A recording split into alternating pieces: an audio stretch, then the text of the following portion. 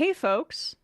Well, this podcast is sponsored by Smalls, becoming an essential staple of my cat household. Is the news making you want to cuddle up with your cat? Well, you've got to get them to cuddle with you in the first place. Smalls' fresh cat food is protein packed, and their recipes are made with preservative free 100% human grade ingredients that you'd find in the fridge, and it's delivered right to your door. And if you want them to cuddle with you, this tasty food goes a long way. You basically got to bribe these cats to get affection from them, and food is the best way to do it, and specifically this broth that we'll be talking about in just a second. Cats.com named Smalls their best overall cat food. For a limited time, get 60% off your first order plus free shipping when you head to smalls.com/majority. Starting with Smalls is easy. You just share info about your cat's diet, health, and food preferences, and then Smalls puts together a personalized meal plan for your cat. There's no more picking between random brands at the store. Smalls has the right food to satisfy any cat's cravings. It's really amazing, and you can tell that it's human grade. You stick it in the fridge. My cats love that broth stuff, and it's really hard for cats to stay hydrated, specifically male cats, I have learned. And this is a great way to do that because you intermix it with their food, and they truly go insane for it. Still not a believer in Smalls? Forbes ranks Smalls the best overall cat food, while BuzzFeed says my cats went completely ballistic for this stuff. Matt can say the same. I can say the same about my two cat brothers. They go crazy for it, and you can just feel it in their fur as well. They're just so soft, and it is a great sign that they're eating healthily, and I'm really thrilled to have switched to Smalls and for them to be a sponsor here. After switching to Smalls, 88% of cat owners reported overall health improvements. That is a big deal. And the team at Smalls is so confident that your cat will love their product that you can try it risk-free. That means they will refund you if your cat will not eat their food. So stop guessing which meals will upset their stomach. For a limited time, because you are a Majority Report listener, get 60% off your first order plus free shipping when you head to smalls.com/majority. One last time, that's 60% off your first order plus free shipping when you head to smalls.com/majority. We will put a link to this in the YouTube and episode descriptions and at majority.fm. For a limited time, get 60% off your first order plus free shipping when you head to smalls.com/majority. And now, time for the show. The Majority Report with Sam Seder. The destiny of America is always safer in the hands of the people than in the conference rooms of any elite. Sam Seder. They are unanimous in their hate for me, and I welcome their hatred. We must guard against the acquisition of unwarranted influence, whether sought or unsought, by the military-industrial complex. The Majority Report with Sam Seder. Ever get the feeling you've been cheated?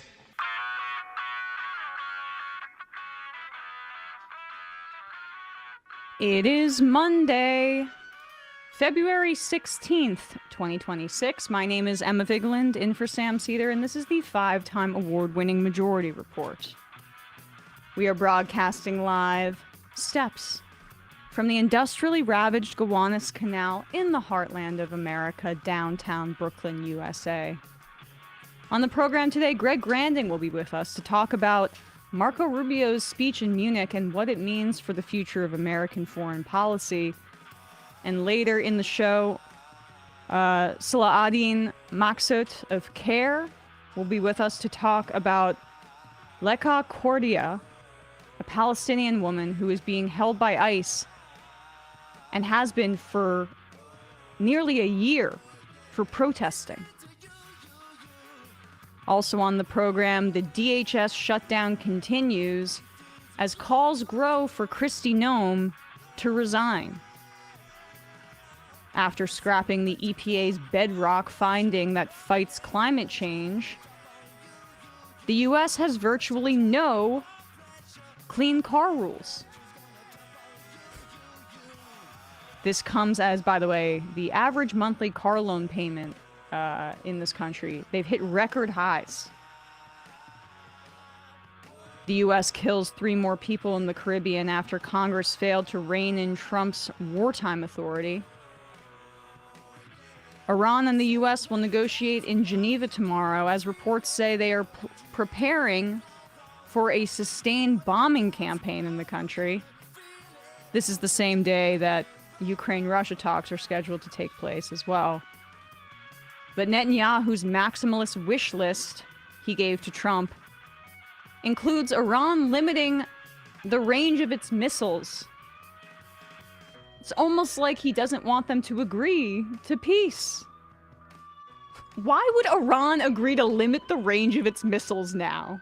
It's absurd, the arrogance of these negotiations. The Israeli government approves land registration in the West Bank, a de facto annexation of the territory, and the first formal usage of this since 1967. But if they don't call it annexation, pretty much Trump is like, whatever.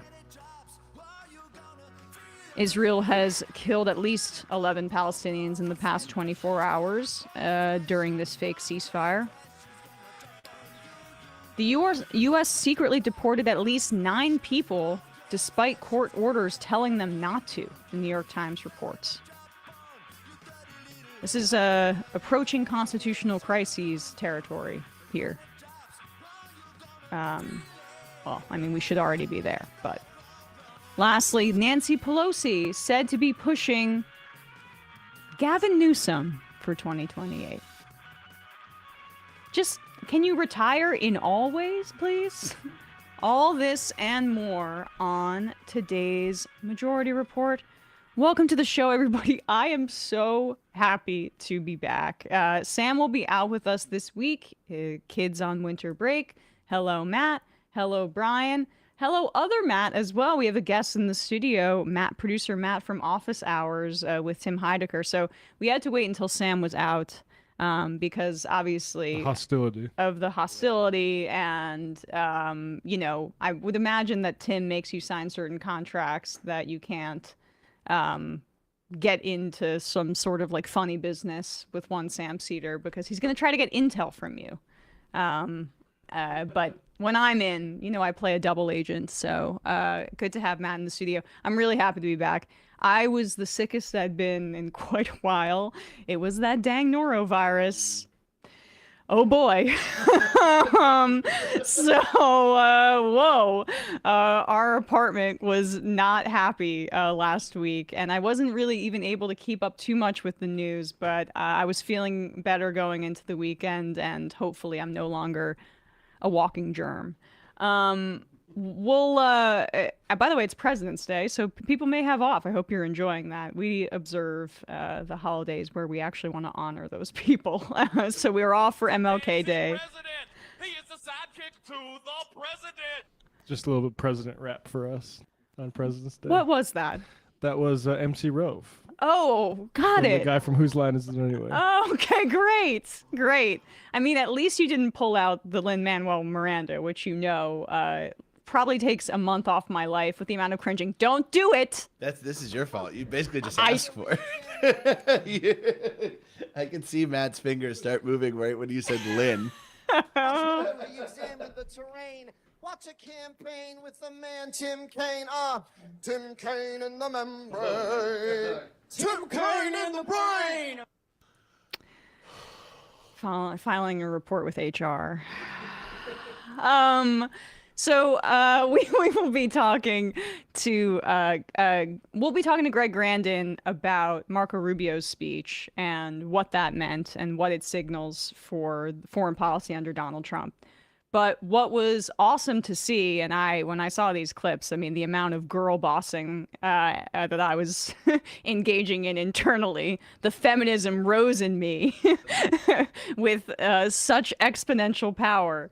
Seeing one Alexandria Ocasio-Cortez go to the Munich Security Conference and really step onto the international stage in a way that signals that, like, this possibility of a presidential run is really serious. You don't go and speak at a conference like this and set yourself up as a leader, an alternative leader in the United States, if you don't have that kind of ambition. And for me, with Bernie seeing her as his successor, I am thrilled about it.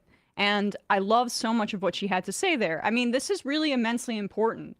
As we see the Trump administration withdraw from international cooperation, withdraw from any kind of pretense about international law, and cementing the idea that might makes right, and we are going to win the next frontier of American dominance through blood, through brute force, through lack of cooperation. I mean, what we're seeing in Cuba, through like abject war crimes on a regular basis, let alone the bombings that we are engaging in the Caribbean. Still, over 130 people we've killed extrajudicially as a way to initially goad Venezuela into some sort of response, and now it's basically about trying to use some sort of sadism to demonstrate American power, let alone the genocide that we're committing in Gaza, and on and on and on.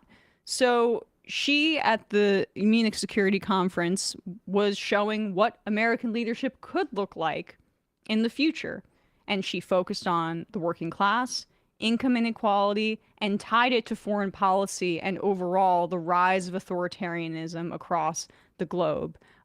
Here is this first clip where she talks about Mark Carney's speech. We have spoken about the historic nature of that speech, but also the limits of his criticism, given Carney being a banker, given him not necessarily sharing Alexandria Ocasio-Cortez's worldview. She's further left than Carney. And she makes that clear here as to why it didn't go far enough. I think that Prime Minister Carney's remarks at the World Economic Forum were words that rung around the world in raising this question. But I think that also in his remarks, as well as part of this larger conversation, there was this undertone, this undercurrent, this suggestion that it was a rules-based order sometimes. And I think that that is the issue that lies before us, is that in a so-called rules-based order, the rules for whom? Because for all too long, the rules only applied to the United States, Europe, its allies, and we would carve out exceptions for the global south. And I think that when you have a rules-based order where you carve out exceptions to our values, exceptions to our rules, eventually the exceptions become the rules. And I think that, to your original point, over the last 5 years, we've seen such a breaking and such a fraying of these alleged Western values that people wonder if it ever existed in the first place. So I don't know if it's necessarily that we are in a post-rules-based order. I think it's possible that we were in a pre-rules-based order. And we have an opportunity to explore what a world would look like if we upheld democracy, human rights, trade that actually centers working class people instead of accruing overwhelmingly the benefits of trade to the wealthiest.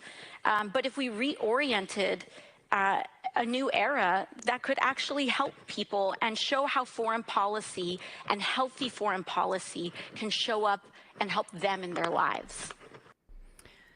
I loved that answer. I loved it. I think that many more Democrats should be speaking about that in those terms. We're in a pre-rules-based international order, because that's the reality of the post-World War II rules-based international order, was that it was dictated overwhelmingly by the West. The terms were set by the West.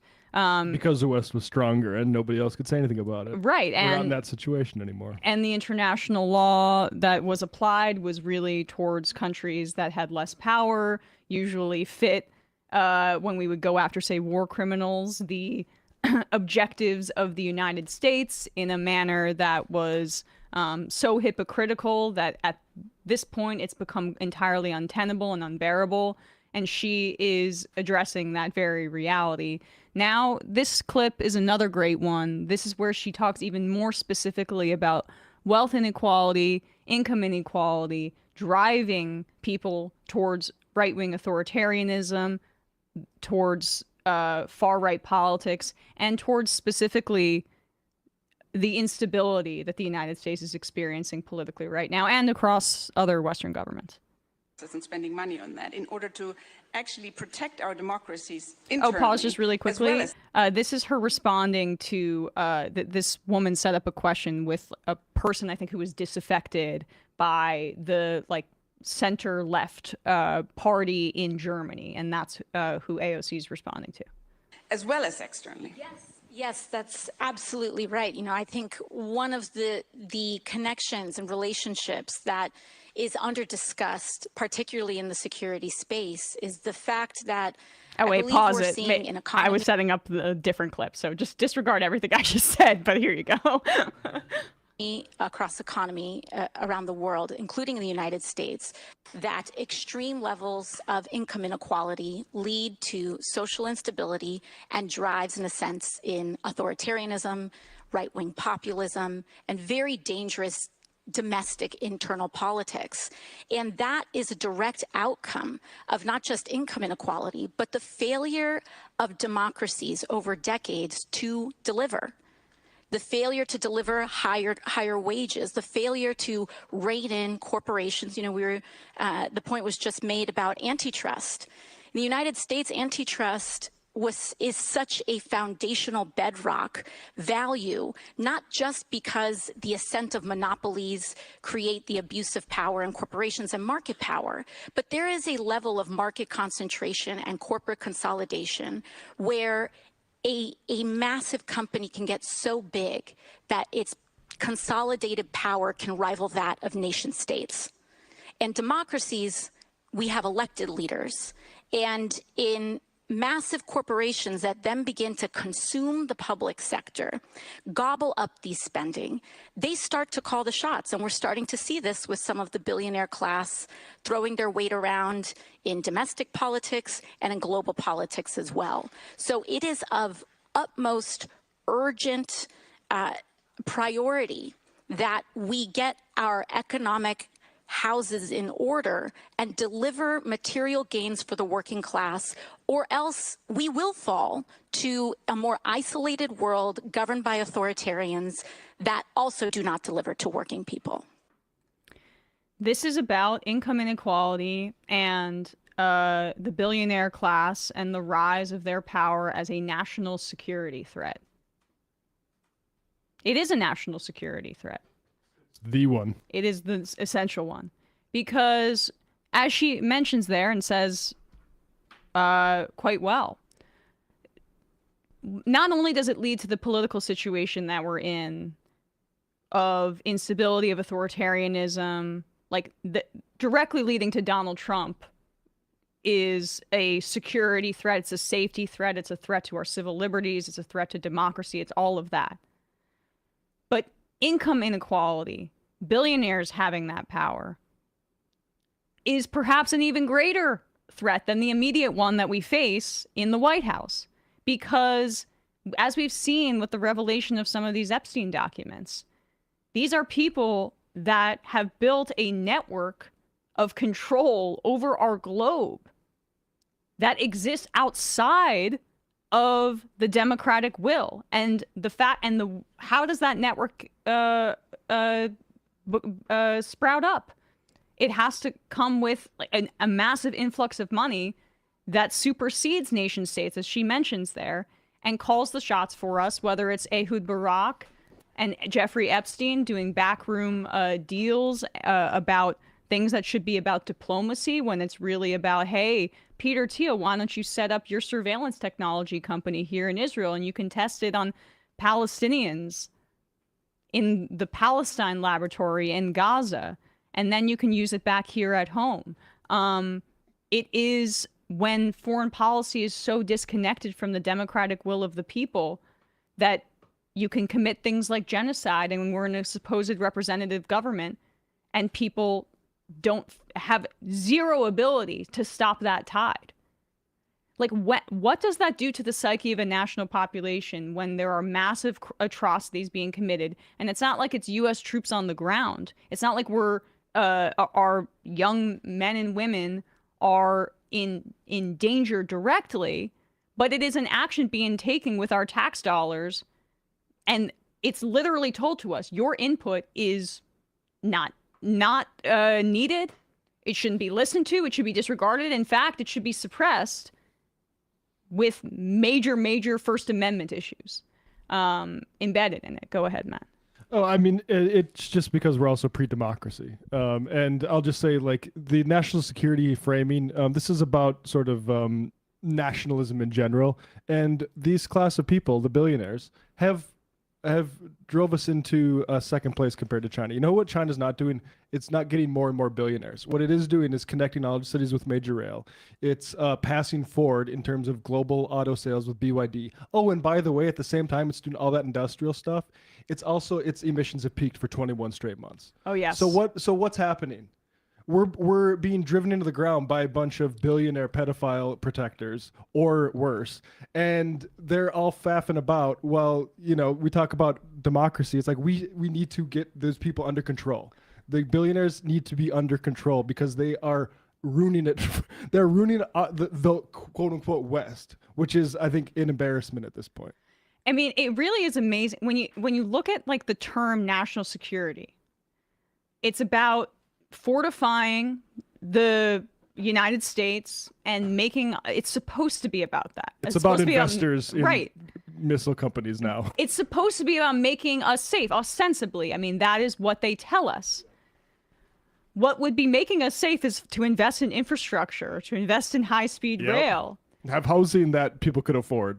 It actually, our national security apparatus, because it is controlled by the billionaires and because incoming wealth inequality is so out of control, they endanger us on a daily basis with their bloodthirsty brutality because it's more paramount for them to test out weapons technology on innocent people in Gaza or to bomb people in the Caribbean Sea as some sort of show of force for what you're talking about, Western civilization. But really, it's about militarizing everywhere and bringing that as close to home as possible, whether it's ICE and facial recognition technology on our very streets, or whether it's off the coast and with Cuba and all of that.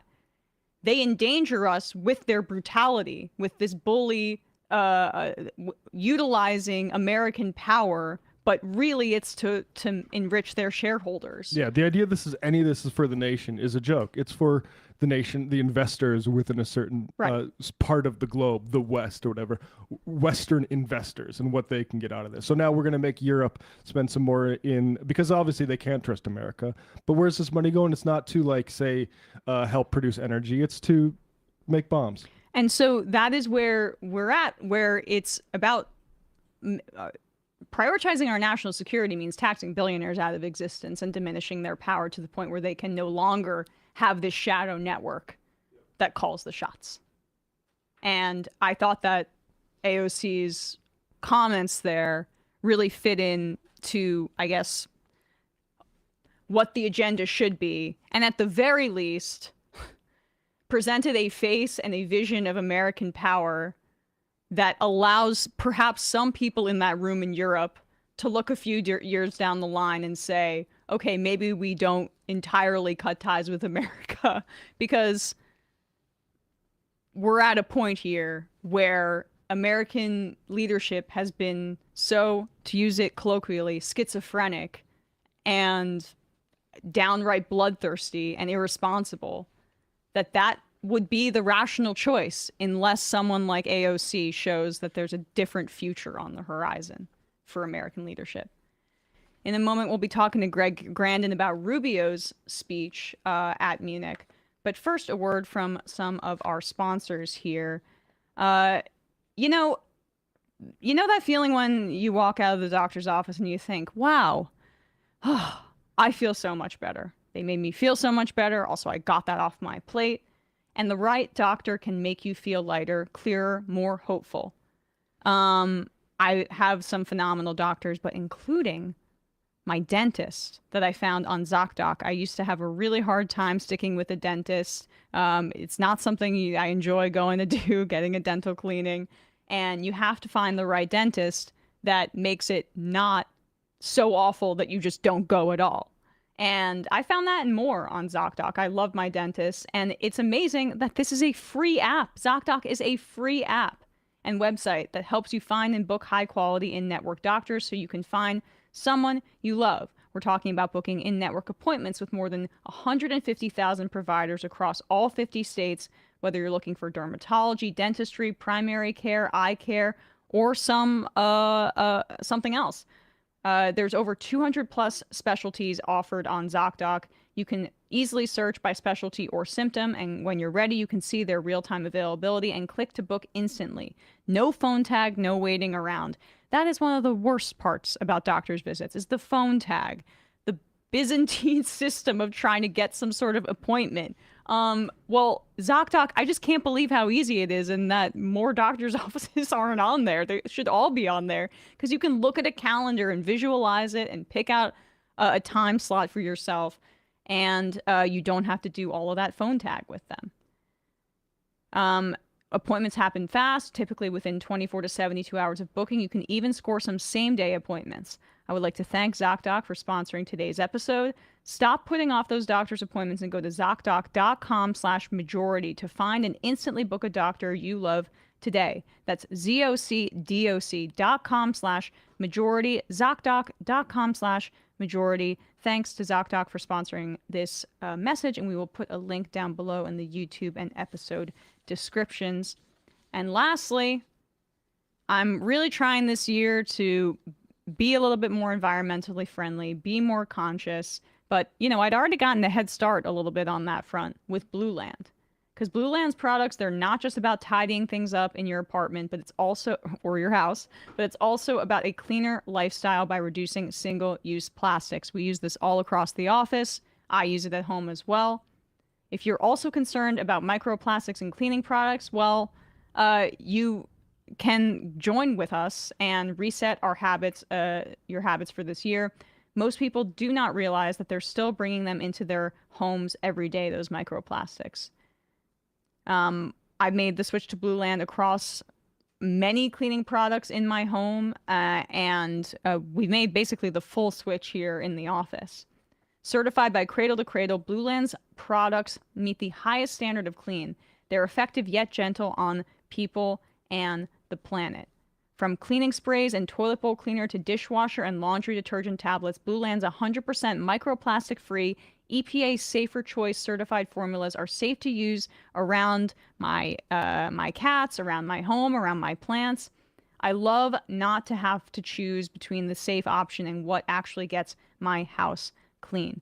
Blue Land is on a mission to make it easy for everyone to make sustainable choices. They believe that hardworking, clean products can be the norm, not the exception, so you can do better for your family and the planet all at the same time. Blue Land's products are independently tested to perform alongside major brands, and the formulas are free of dyes, parabens, and harsh chemicals. Blue Land is trusted in over 1 million homes, including mine, and I guess also this office, so that counts as two. Blue Land has a special offer for listeners. Right now, get 15% off your first order by going to blueland.com/majority. You won't want to miss this. Blueland.com/majority for 15% off. That's blueland.com/majority to get 15% off. Link down below in the video and episode descriptions. Quick break, and we'll be joined by Greg Grandin.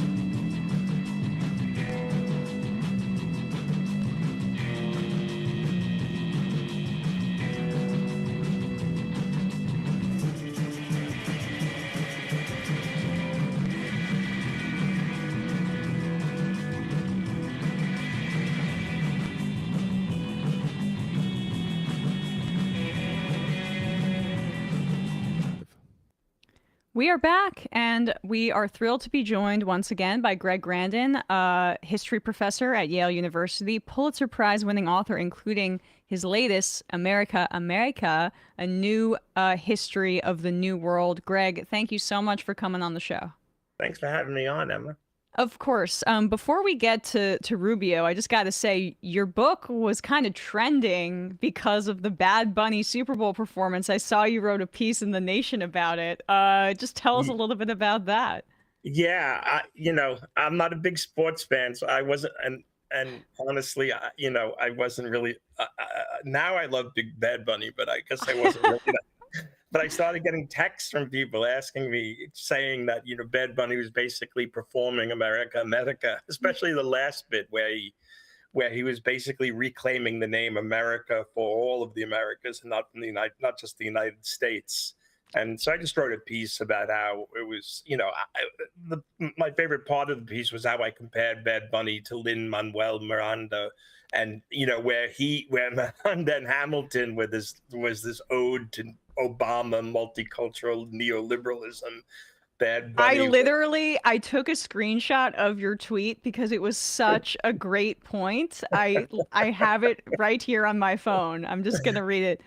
Bad Bunny, with his focus on labor and criticism of Puerto Rico's economic restructuring, is our social democratic movement's answer to Lin-Manuel Miranda's neoliberal Hamilton and his support for Promesa. And that was just so apt. I couldn't believe it. I mean, the progress then, right? Even in the culture?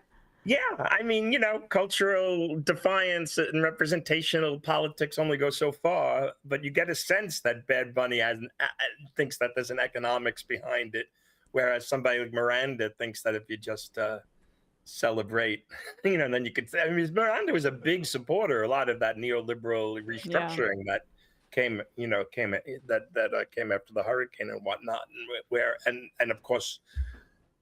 Bad Bunny he wants independence. He doesn't want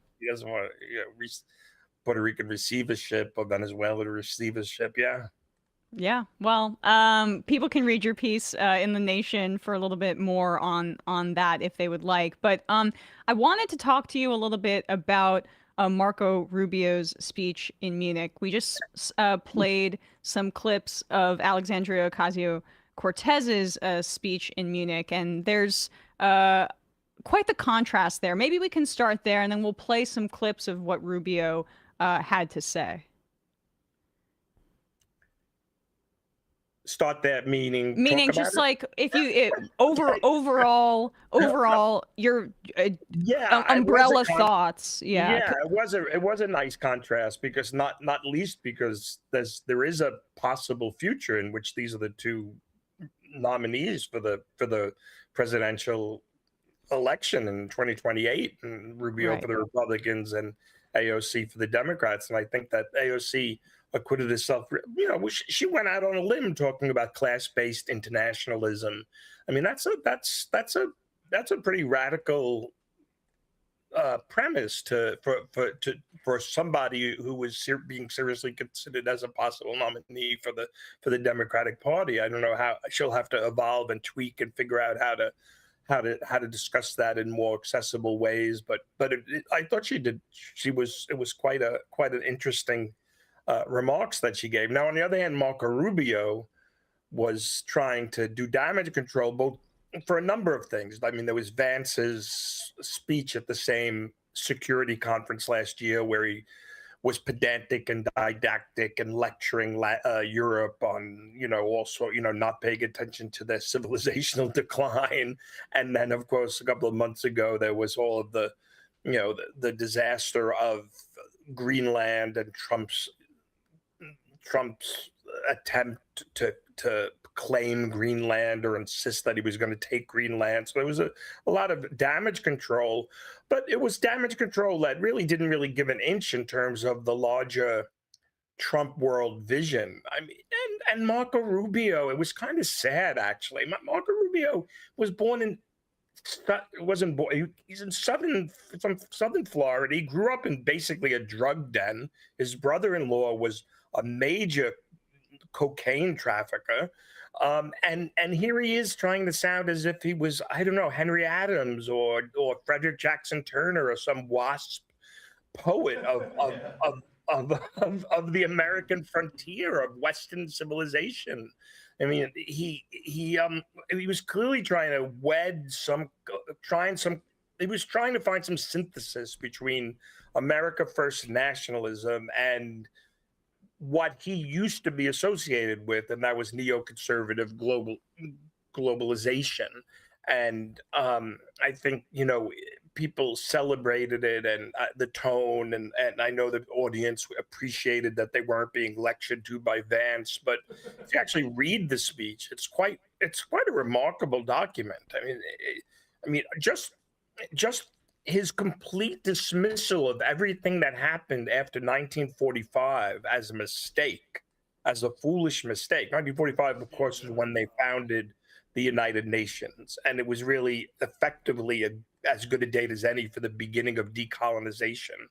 And he goes on to say that the speech is a celebration of basically white European supremacy and empire.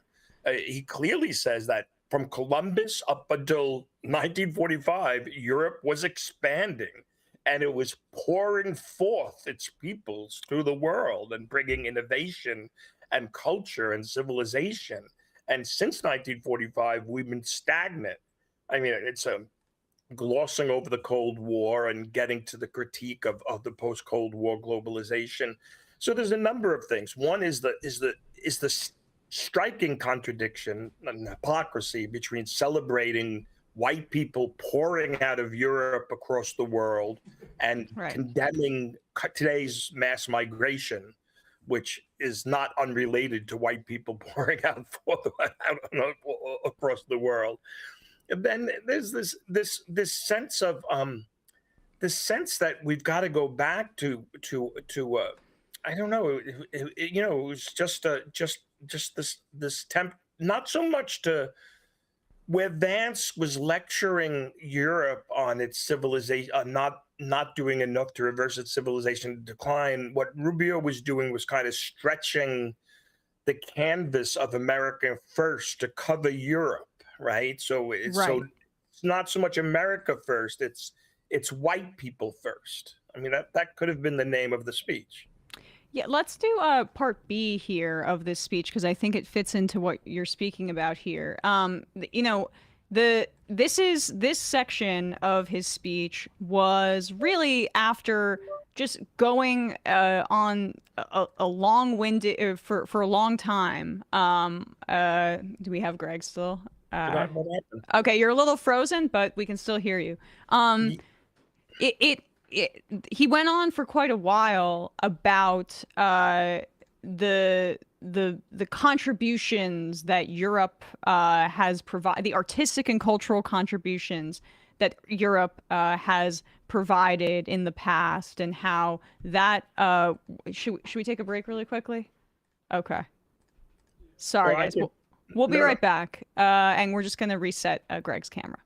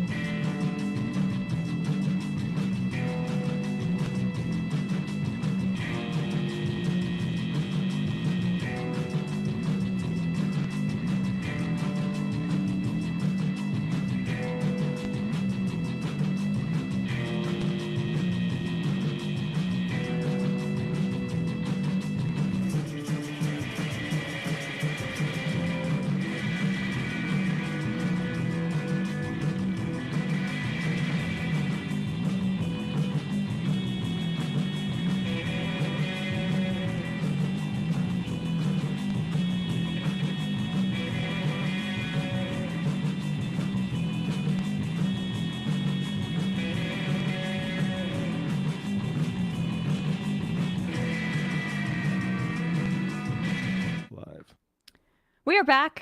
Fixed the camera issue, so thanks for your patience, everybody. But a lot of what you're talking about, Greg, I think is exemplified by this section of his speech. He spent the the minute prior to this this section that we're going to play here, speaking about the artistic and cultural contributions of Europe, and he spoke all about the role that Europeans have played in civilization and building this world, and how it's not about the past, it's about the future.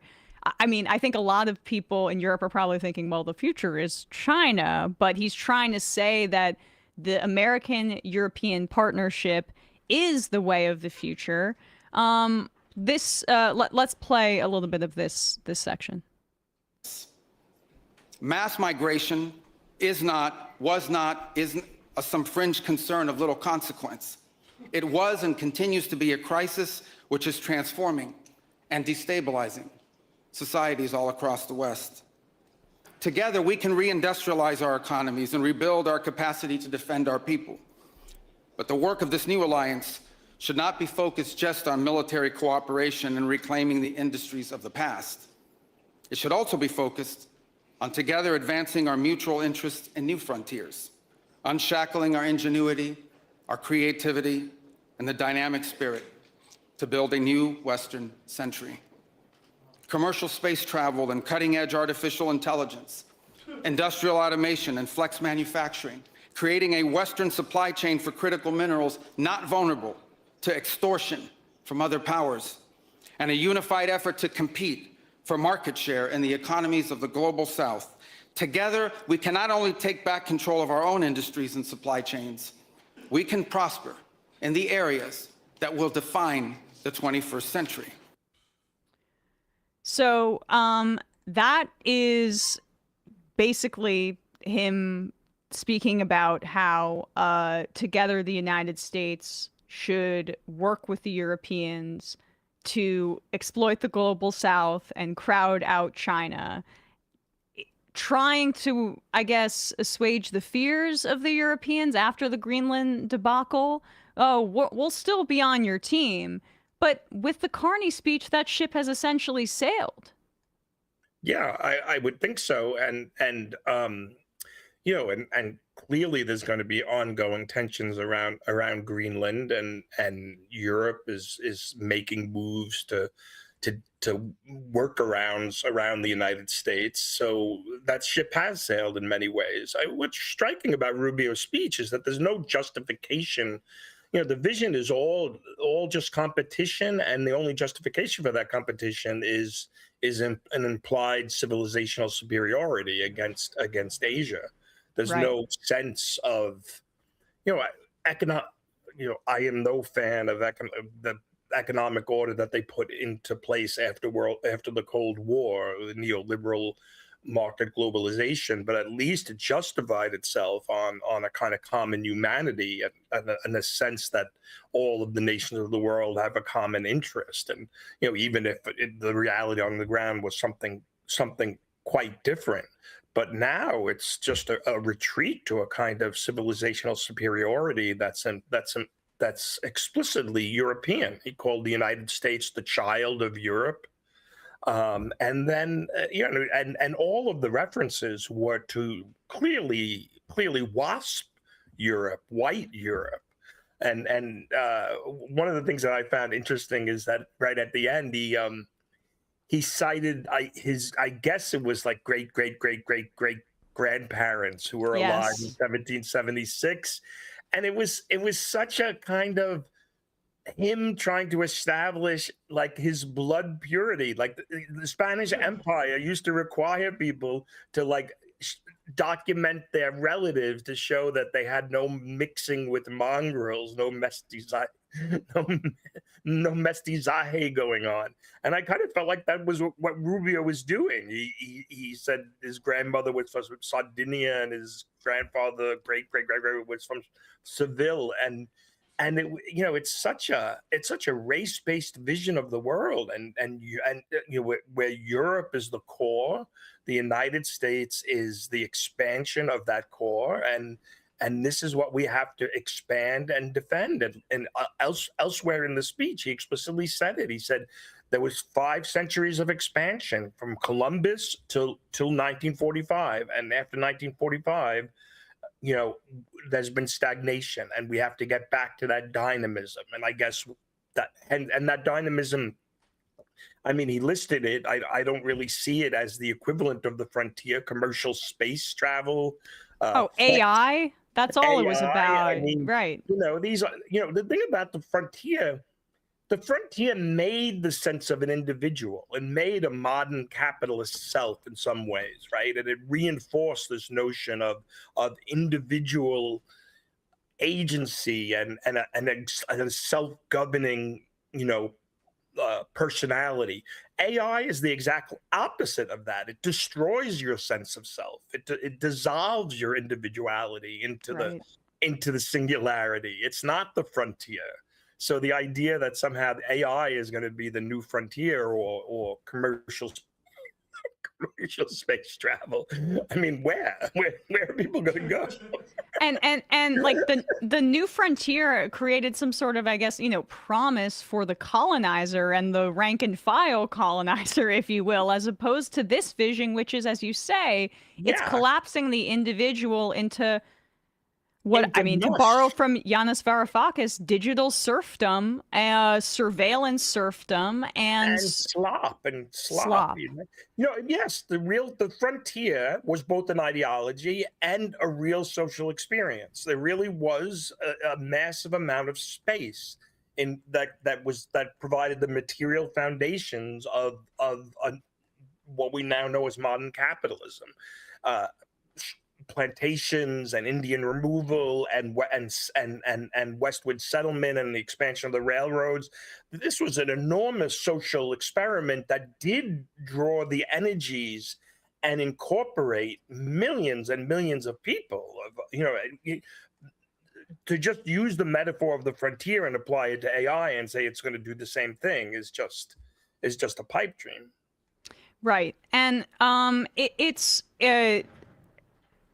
And also, even to put it in the same sentence as like actual genuine artistic contributions from Europe, of course, the motivation behind his listing of those kinds of things is deeply racist. And we should mention that it's within the context of him saying how this is existential in terms of limiting migration. But it just, AI and chatbots pale a little bit in comparison to Michelangelo. I don't know. I don't think that's a controversial statement.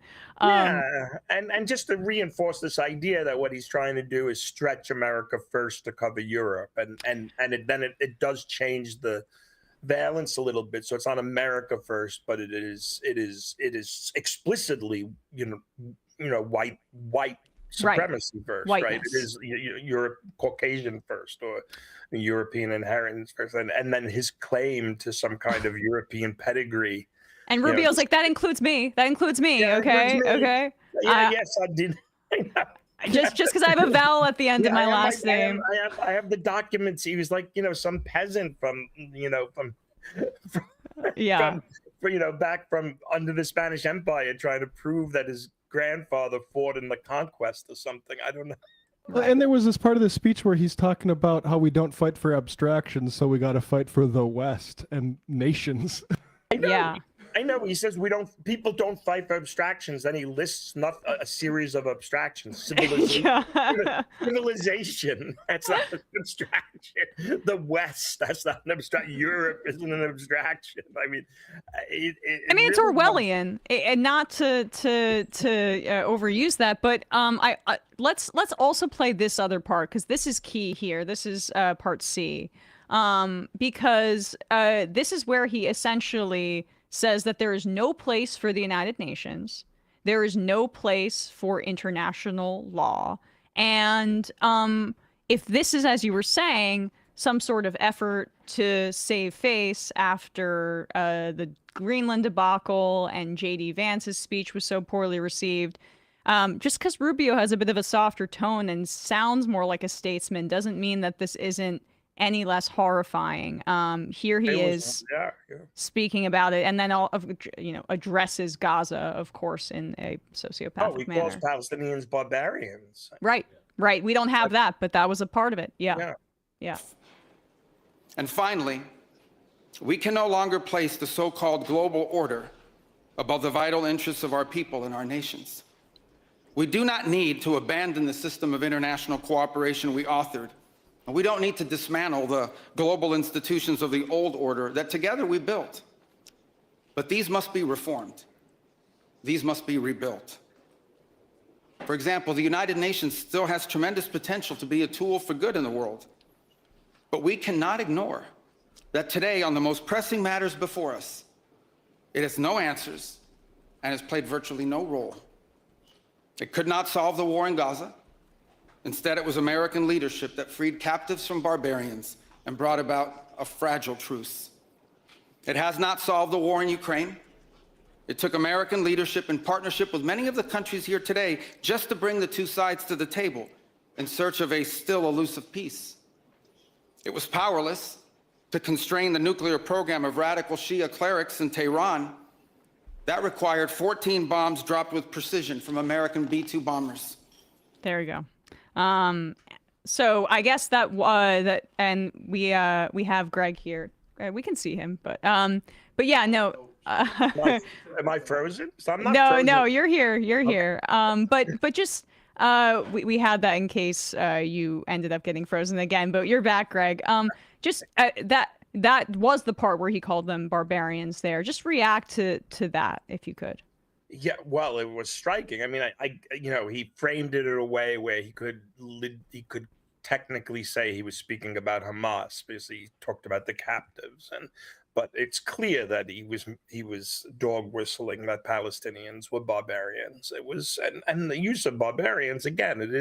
It does go back to the days of Columbus. I mean, he celebrated the days of Columbus. That's the time frame he wants to go back to, from Columbus to 1945. It's interesting, this focus on the founding of the United Nations as when things go wrong. It's also this use of force. It's also why they like the Monroe Doctrine so much, because it's pre-international law. It's pre-suffrage. It's pre-emancipation. It's pre-decolonization. It's Edenic in their sense, in giving the United States the right to drop how many bombs on Iran? What did he say? 14 bombs on the clerics and whatever he said. I mean, it's such and coming from Rubio, it sounds so anodyne and antiseptic, but the terror that the United States wages, the awesome power that the United States, and it's real. I mean, think about Venezuela. I was just thinking about this the other day. It's like, sovereignty can never be restored to Venezuela ever again, because the United States has made clear that it will just strike again if it doesn't like what Venezuela is doing. I can't imagine a point where it says, okay, now you have sovereignty again. I mean, the United States is basically, Dilma Rodriguez is governing under the blade, and whoever comes next will be governing under the blade. And it really is a vicious and violent worldview that they're putting forward. It's just it's good that Rubio is out and out saying he wants to go back to medieval times, to the days of Christopher Columbus and the conquest and the conquistadors and the dogs that ripped Native American throats off. Obviously they can't go back to those times, because they can't. Europeans can't pour forth, as he said, out of Europe, while at the same time then not letting migrants pour into Europe. I mean, it's just a different world. It's all fantasy. It's all just rhetoric and fantasy to justify barbarism on their part. And really, just lastly on this, I mean, it's very striking to me how this is such a stereotypically conservative argument where we break international law, we grind the United Nations to the halt with our veto power in the Security Council, we veto ceasefire resolutions, we claim that UNRWA is a terrorist organization, and then Rubio goes up there and says, well, the United Nations has been wholly ineffective, and that is why we need to do away with the entire concept of international law. It's what Republicans do here to social programs. They break them, then they say they don't work, and that's why we have to do away with them altogether. I mean, it's been a long time coming. The United States, right from the beginning of the United Nations, found workarounds to project its power that got more and more aggressive and more blatant. By the time you get to Reagan and the Contra War, when the International Court of Justice finds the United States responsible for $17 billion worth of damage on Nicaragua, the United States just decides to pull out of the universal jurisdiction of the International Court. I mean, there's been other times that the United States has ignored and discredited international law. So in some ways, this is the terminus. This is the complete kind of rejection of the whole apparatus. But it's been a long time coming. Except for the Nobel Peace Prize, which was rightly given to our dear leader, and handed over from the winner who she should not have gotten it. Should have gone to this guy who's embracing white nationalism as our foreign policy, essentially. I know. Think of all those doctors and working in Gaza that I should have know. won that prize. Yeah, exactly right. But it kind of symbolizes the hollowness that at the very least is being acknowledged for the first time in quite a while of the rules-based order. Greg Grandin, always a pleasure. Everyone should read your book, America, A New History of the New World. Pulitzer Prize winning author, history professor at Yale University. Thanks so much for coming on today. Thanks, Em. It's always great. Always great. Quick break, folks, and when we come back, we'll be talking to Selaedin Maksut of CARE about this horrible story of this Palestinian woman from New Jersey who is still in ICE custody.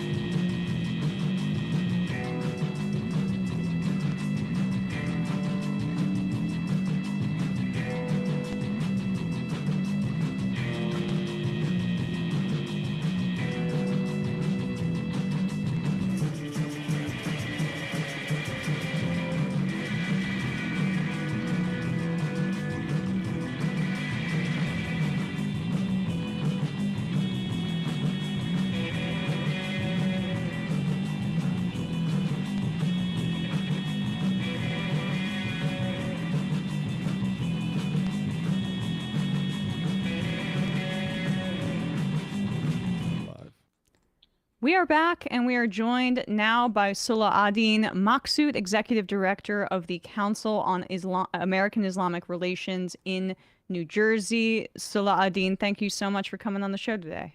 Thank you for having me. So we're here to discuss this case, this really important case that has not gotten enough attention. Leqaa Kordia, she is a Palestinian woman from New Jersey, my home state. She's 33 years old, originally from the West Bank. She participated in the protests at Columbia University, was not a student, but was arrested in 2024. The charges against her were dropped the next day. But then a year later, 2025, she's arrested by ICE, and she's now been held by ICE for almost a full year. What is the latest on her case? Yeah, thank you, Emma. Yeah, Leqaa's case is really troubling. There's so much to be said. I mean, honestly, there are just like layers of injustice with her situation, everything from an assault to free speech, lack of due process, and honestly, a lack of like concern for humanity and her condition. And that brings me to the point of like the most latest concern, that is her health. She was recently brought to a hospital because of a seizure that she had while she was in ICE detention in Texas. And it's important to know that Leqaa does not have like a prior history of any health concerns that may have triggered this seizure. She developed this condition while she was in ICE detention.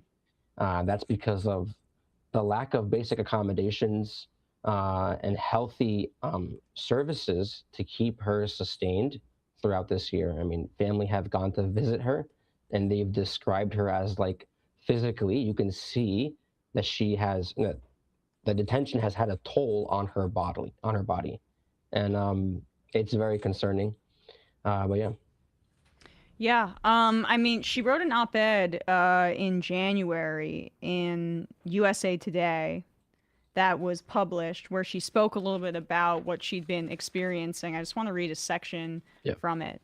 She said, my detention began on March 13th, 2025, when I voluntarily went to ICE headquarters in Newark, New Jersey for what I believed to be routine immigration questions. I came to the United States on a valid visa in 2016 and mistakenly relinquished my student visa on my path to pursuing permanent residency through my U.S. citizen mother. Instead, I was thrown into an unmarked van and sent 1,500 miles away from my home in Paterson, New Jersey, where I've been working various jobs in waitressing and retail to help support myself, my mother, and my younger brother with special needs. She talks a little bit more about her history, and it's just injustice upon injustice. Of course, as a Palestinian, she writes, I was born in occupied East Jerusalem and raised in the West Bank with my father. I grew up smelling tear gas on a daily basis and seeing him humiliated by Israeli soldiers. I once woke up to an Israeli soldier pointing his rifle at my head as I lay in bed. I was only 9 years old. I spent the first few years of my life in Gaza with my mother until the Israeli siege no longer made travel back and forth possible. I was separated from her for nearly 20 years before reuniting with her here in the United States in 2016. In a cruel twist of fate, I now find myself forcibly cut off from her once again. So the Israeli government had her separated from her mother for 2 decades. She comes to the United States, is reunited with her, attends a protest because she had hundreds of her family members killed by Israel in Gaza. Right. Attends a protest, and then a year later, ICE arrests her when she's trying to go to her actually scheduled date, doing this legally, and has held her in Texas for a year. Yeah. And honestly, the description that you offer, I keep telling myself it just sounds like this is the activities and actions of like a rogue government. You know, when Americans criticize activities overseas, dictatorships and, crazy regimes that treat their citizens with disrespect, and there's no rule of law, there's no institutions or structures or processes, they just disregard all of that and they operate in a rogue manner. That's what's happening. That's what happened to Leqaa and continues to happen. And not to mention the fact that if people ask, oh, this is just immigration enforcement, this is what immigration enforcement looks like. No, it doesn't. Not when an immigration judge calls not once but twice to have her released. Okay, where's the enforcement there? Why aren't we following the orders of the immigration judge and the federal government, right? But there's a total disregard for that. Total disregard for due process. Total disregard for the rule of law. Total disregard for the courts. Total disregard for the systems and institutions that we have, that we pride ourselves on as Americans, right? We say, look, we're a civilized nation. We are an upright nation. We have a great example for others to learn and follow from. And yet here we are, totally disregarding our own courts, our own judges, our own institutions, and instead, unfairly, unjustly, keeping this poor woman in detention for now almost a year, right? And you said it yourself, right? The layers of injustice are so obvious too. And it's like, okay, well, immigration is one thing, but what got her in the first place is her protesting, right? And it's the free speech that you and I have, that we all have, that we get to exercise, was assaulted. She can't say things like free Palestine, organize against the genocide, be active, assemble with her friends and her family on a college campus. That is what led her to her detention. And it is insane to think that this is happening here in America. And it's important to note too that she is actually the last of the group that was arrested from earlier last year from Colombia. And I mean, Mahmoud Khalil and others have already been released, and yet she is the last one in Texas, of all places. It's very, very disheartening. I was at a press conference last week where her family was there, and I didn't even know how to confront her mother and her sister. It was so heartbreaking because their daughter has been locked up, I don't know how many miles away from their home.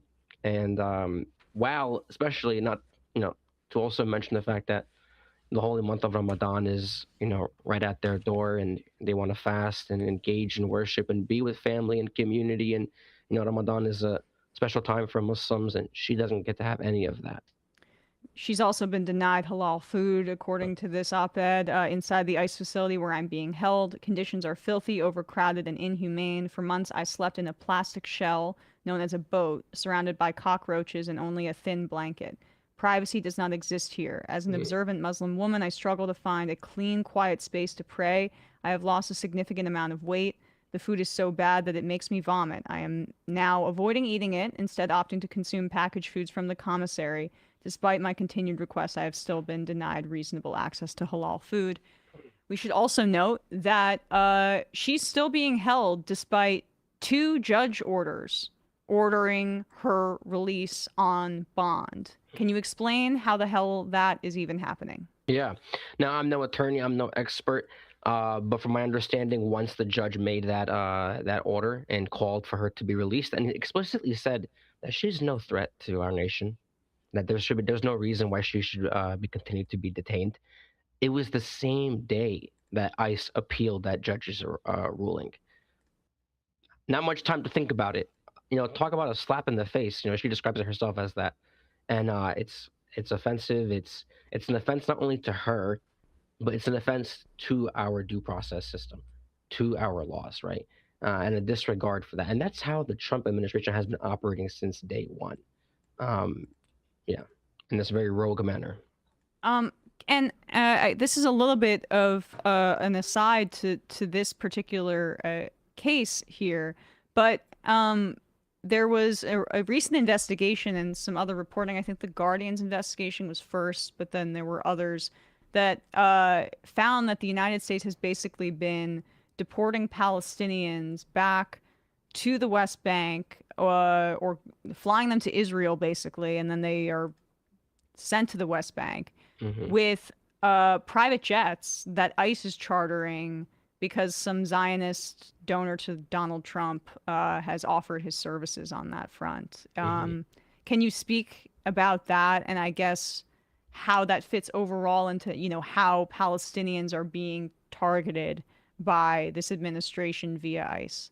Yeah, I'm not exactly sure about the nature of who's funding what, but what I do know is that the Zionists are definitely behind a lot of these detentions. The Zionists have, since day one, been very vocal about it. I don't know if you're familiar with the story about Sami Hamdi out of California. Sami Hamdi was an international journalist from the UK. He's a UK national. And he was coming to the United States for a speaking tour. And he was detained by ICE. He was actually trying to fly from California to, I believe, Florida for a care banquet. He was detained by ICE and then later let go. But why? Because Zionists advocated publicly and internally to get him detained. What's his crime? What did he do that was so audacious and irresponsible, that was deserving of detention? Spoke out against the genocide. He was vocal and actively calling for accountability. And because of his platform, because of the audience that he has globally, ICE very carefully followed the orders of many of the Zionist activists and influencers and those in and out of government, and made the arrest.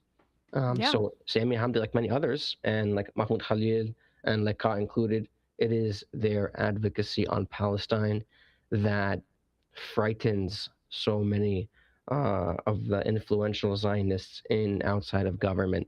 And so their approach is just to hammer that and frighten people and scare them into submission. This is again a bit of an aside, but I'm wondering if you could just reflect a little bit on what we saw out of Minneapolis, because I still think people are not fully grappling with also the Islamophobia of the targeting of Somali Americans in particular.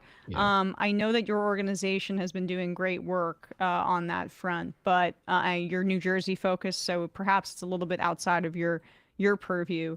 But can you just reflect on the past few months and that under-discussed element of anti-Muslim bigotry being involved? Yeah, I mean, the rhetoric coming out of the Trump administration is just, you would never expect any other president to act in this way, to act in such a disgraceful, despicable, racist, manner, and that rhetoric opens the door for bad actors and puts people in harm's way. You're putting crosshairs on the back of the Muslim community, whether it's in Minneapolis or in Paterson, New Jersey, or any other part of the country where there are Muslim communities that live and thrive and contribute. You are putting them in harm's way when you speak ill, when you accuse them of crime, and when you criminalize them and vilify them. This rhetoric has consequences, and people who are emboldened by this rhetoric and follow Trump and his kind of camp could, God forbid, take action. And this is the concern. This is the fear. And what we've noticed across the CARE network and across the country is that, yes, like Islamophobia has gone up. Hate crimes, intimidation, harassment against American Muslims has gone up since Trump has taken office. And the stories out of Minneapolis are really troubling. We're far from that, the grounds there, but we hear from within the network about what's going on, and it's really, really concerning. And what we notice too is Islamophobia, especially nowadays with the Trump administration, is it's almost like a top-down kind of effect, where it's coming largely from elected officials. We're seeing like Randy Fine from Florida, Trump himself, of course, and many others who spew this rhetoric and this hate and kind of rally up their base and gear all of this energy to vilify and target the American Muslim community. Where is this coming from? Where is this coming from? Like, right? Well, Stephen Miller's a pretty massive Zionist. I mean, we like his hatred of Latina people is pretty well documented, but people don't talk enough about his, especially at Duke, how radicalized he became as an anti-Muslim bigot. Yeah. So, well, lastly, and before we let you go, is there anything that you think our audience should know, or would like to kind of send them in a direction to help Leqaa Kordia, or advocate for her release? What would you suggest to people? Yeah, a couple things.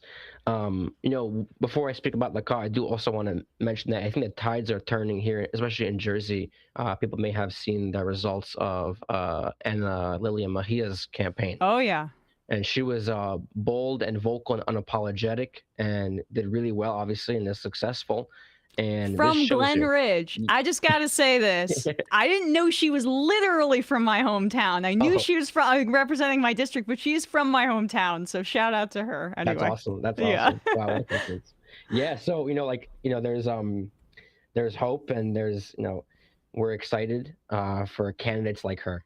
And we're throwing our, obviously CARE is a C3 organization, but there's a lot that we're following and we're monitoring, and her support of the Muslim community and her rebuke of AIPAC is really important.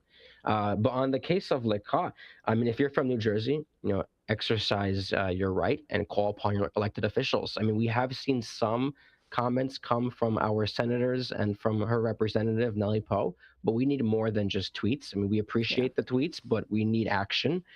We need bold steps to be taken by our congressional representatives, maybe lead a delegation to Texas, or do some oversight in these centers, as they've done here in Delaney Hall in Newark. So raise your voice, tell her story, speak to your elected officials at all levels of government, have them pressure those higher up to get some action. That's what we're doing at CARE. We're going to continue to do until she's free, inshallah. Inshallah. But one actual real follow-up before I let you go, because I am curious about this. New Jersey has one of the largest kind of Palestinian diaspora communities in the country. Have you noticed any change from elected representatives in how they've dealt with the Palestinian community, specifically in North Jersey? Since the genocide has started, since there's been more of a backlash and more public kind of support for Palestinian liberation? Yeah, I mean, it's been a rocky 2 years. And what I'll tell you is this, though. It's become obvious who are our friends and who are those who are willing to take a check and, move on. Cory Booker. Yeah, I'm not naming any names, but yeah. So unfortunately that's the case. And what we are seeing, at least I'll speak to the American Muslim community, is they become much more organized politically, and they've built allies and friendships, especially with DSA, for example, like locally, very strong relationships with such organizations and progressive groups, and that has allowed them to leverage their power, collective power, and with the numbers to make a difference locally at the state level, and now even through like the congressional races as well. So we're optimistic about that. But yeah. Well, really, thank you so much for coming on today. Yeah. Selaedin Maksut, Executive Director of of CARE in New Jersey, the Council on American-Islamic Relations, and we'll put links down below to everything that you're referencing here. So appreciate your time today. Thanks so much. Yeah, thanks for having me. Of course.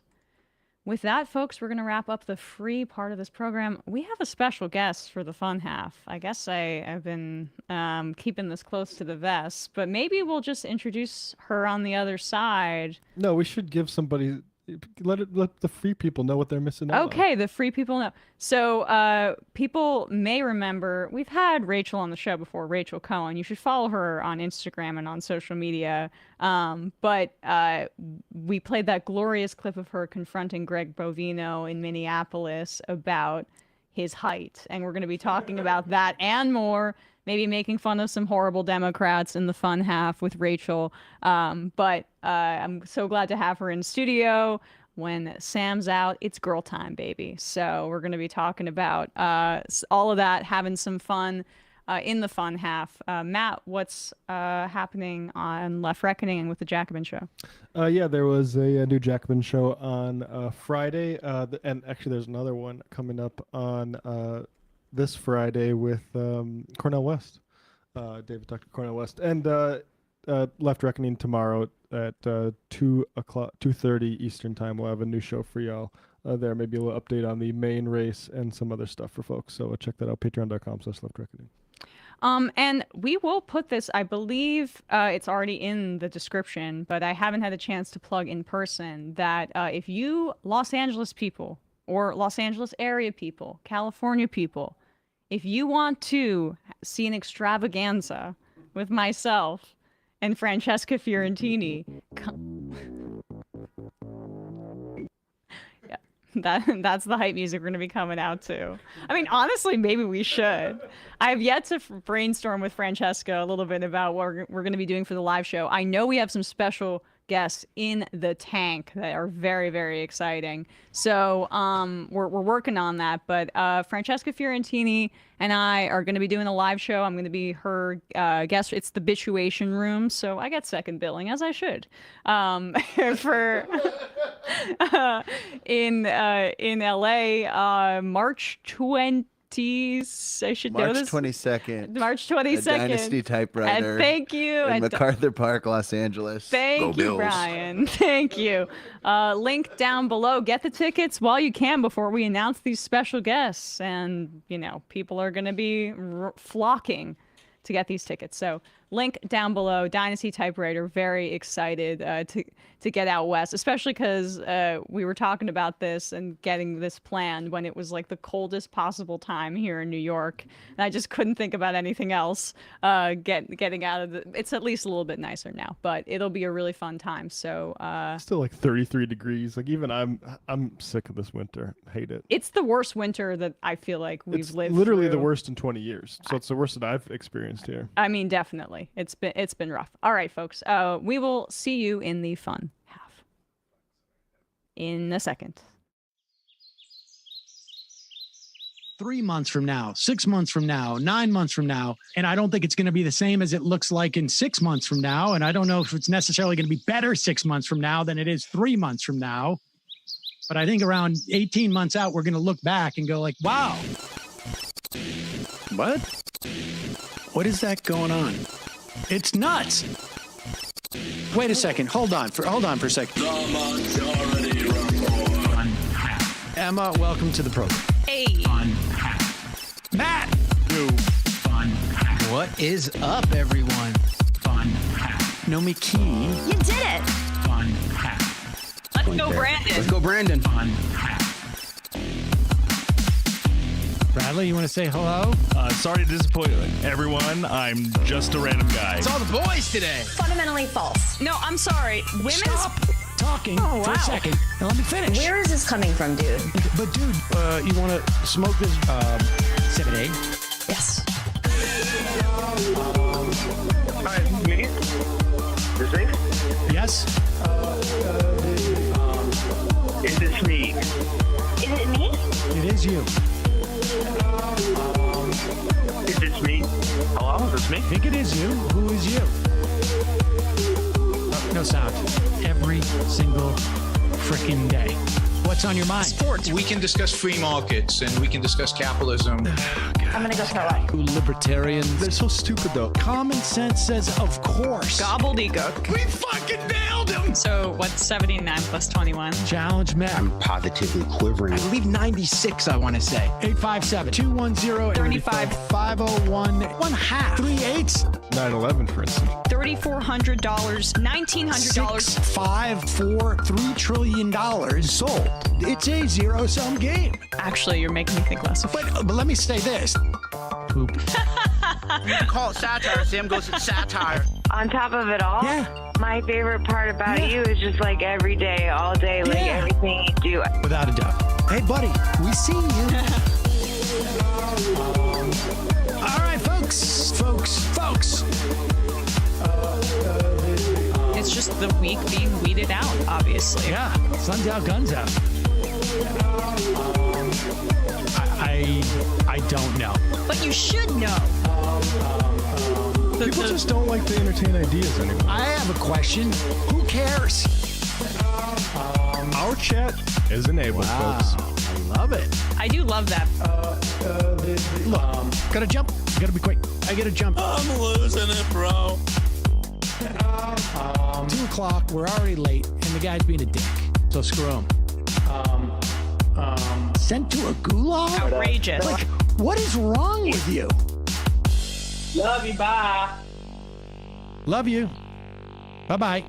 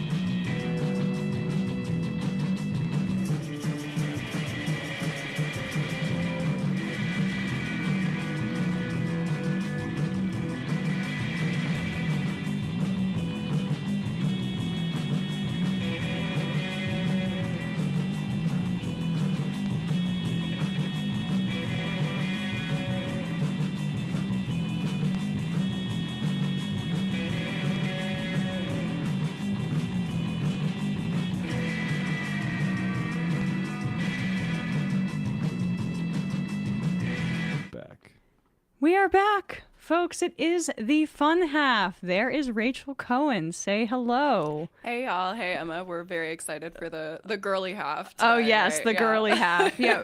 You can bring that mic in a little bit closer, I think, right? Yeah. Oh, yeah. Yeah. Boom. Golden. Boom. That's perfect. I usually just record on my front-facing camera, like staring at my own reflection. So this is a huge upgrade for me on all accounts. This is a huge upgrade for you. The studio here. Yeah. I mean, I have an iPhone 13. Oh, really? Right.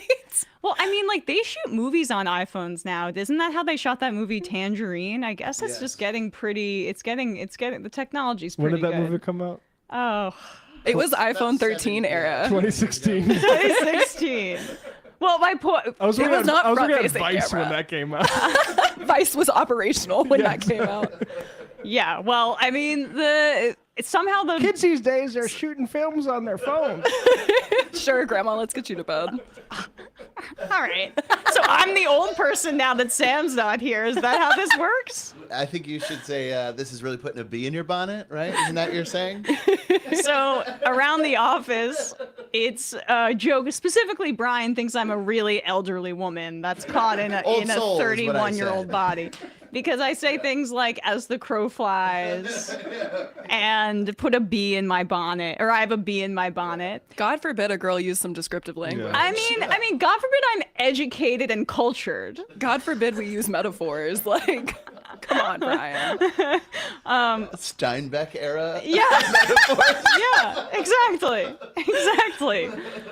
Welcome, Rachel. Thanks so much for coming on. You're in town. You're going to speak at a freaking Ivy League school. What are you talking about down there? Oh my God. I don't usually plan in advance anymore, but I do a little bit of a law school speaking circuit. Oh, cool. Because particularly I'm back in the first week of March. I'll be back in New York. I'm Chicago based usually because I'm speaking at Yale and then coming down here to see my friends and then speaking at Harvard because there's nothing, right, a little bit. But there's nothing that the Ivy League law schools want to talk about quite so much as like, is it stupid to be going to law school right now? And the answer is yes, but it was stupid before too. So and I say that as somebody that went to an Ivy League law school. Well, I mean, for people that don't remember, tell us a little bit about your background and how you kind of got fully into activism. It was really pushed by the Trump administration's war on law firms. It was. And I also think this is the perfect kind of medium to talk about some stuff that I don't talk about quite so much in public facing forums, which is that I resigned from my law firm following this kind of Trump attack on corporate law, which was a backdoor to go through the least sympathetic lawyers in the entire country. Like nobody's coming out like, no, the finance attorneys that work at Skadden Arps, like they really, really need your support in this moment. Right. Posting their GoFundMes, like, and so I resigned and that was very public and I got a lot of attention.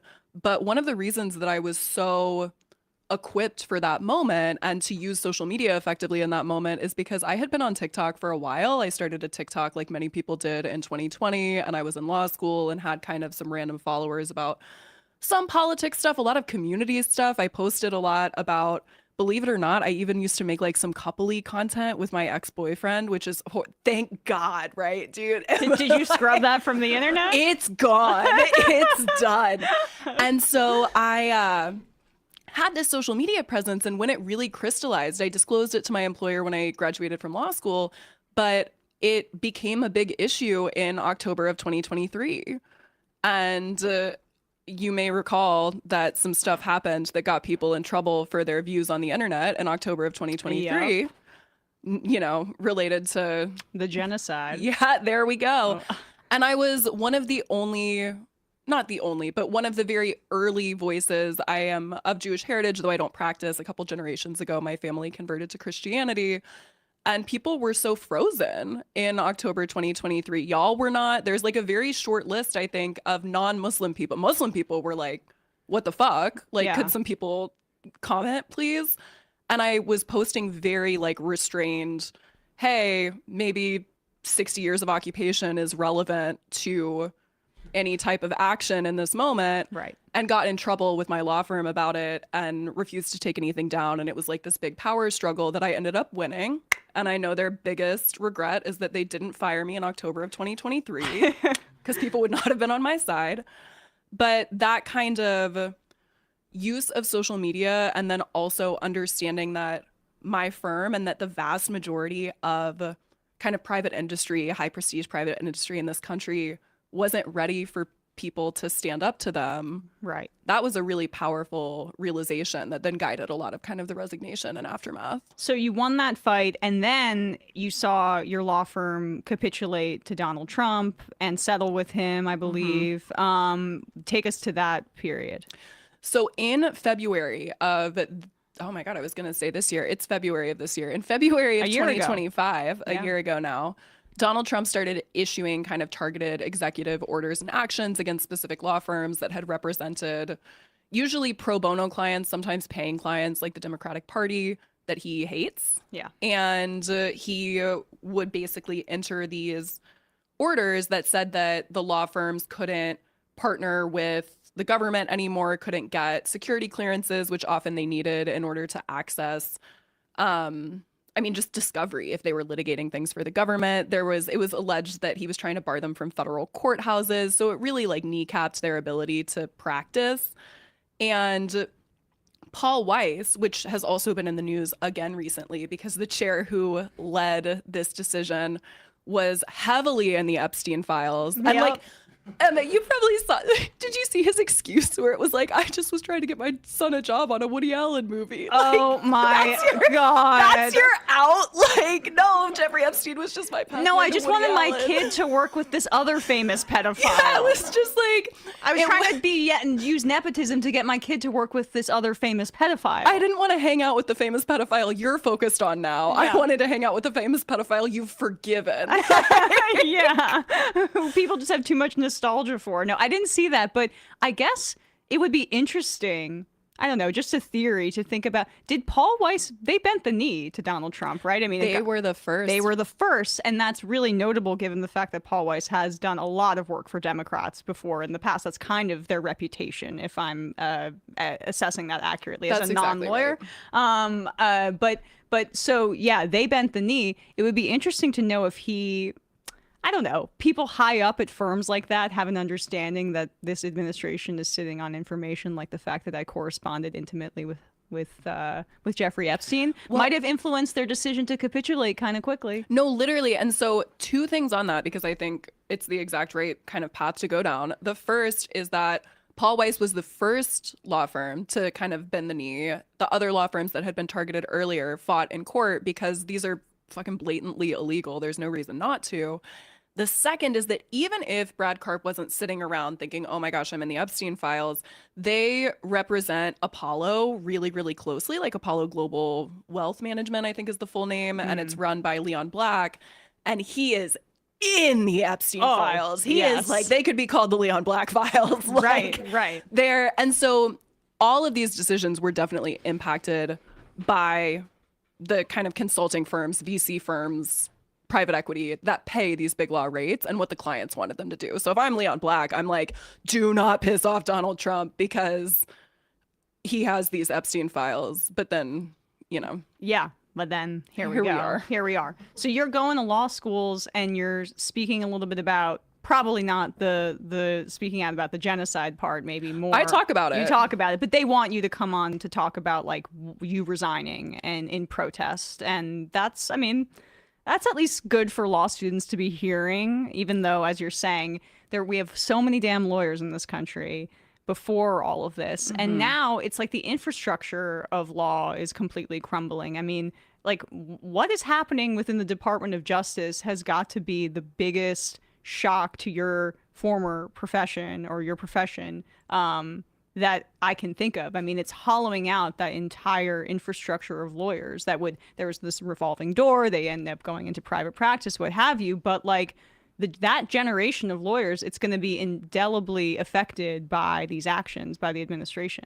And I think that's true in like every area of our government, right? The gutting of USAID, the destruction of every kind of area of government that exists to make people's lives better. But the DOJ is especially relevant. Like, that used to be one of the most competitive jobs that you could get after graduating from a prestigious law firm. I have friends from law school where they went into something called DOJ Honors, which you apply direct into. That was one of the most competitive things in the country to get direct hired into DOJ. And now the people in DOJ are like on Twitter, like, DM me your resume. Like, as long as you hate Mexicans, you know, hit us up and we're in. Right. And so I think that it's going to be impossible to recover from in a lot of different metrics, but also because now these positions are just getting filled by people where the barometer is. And to be clear, I don't think that the barometer should have been like, did you graduate from Harvard and do you know the right people, which is what it used to be. But now the barometer is like, did you graduate from a law school and are you okay making arguments that might get you held in contempt of court and ignoring judges' orders for the sake of deporting people off the color of their skin? You know, that's probably worse. Yeah. Right? And I mean, because that's the problem with this is that these are people that actually understand the law and they're understanding what they're being asked to do. And if you're smart, you understand that there is a future beyond Donald Trump. I mean, it looks quite bleak right now. But you don't want to be in the position that, say, Pam Bondi is in right now in the highest levels of the Justice Department, where she is blatantly lying under oath, violating the law with the Epstein Transparency Act, and not releasing the files in the way that the statute has said that she has to do so. And so, like, if there is ever a future where Democrats grow a pair of balls as a party, that means that people could be completely held liable for this and criminally charged. And I think one of the things that scares me the most is that you're exactly right, and they seem to be operating under the assumption that that's never going to come. And that is one of the things that to me makes me feel like even there's literally bills going into Congress, the president saying, you know, you never have to vote again, all of this stuff. But what scares me the most is the fact that these people are hedging their bets on there never being a competent Democratic Party and a real exchange of or like transfer of power at any point. It's the fun half. Emma, do you think Donald Trump is going to run for a third term?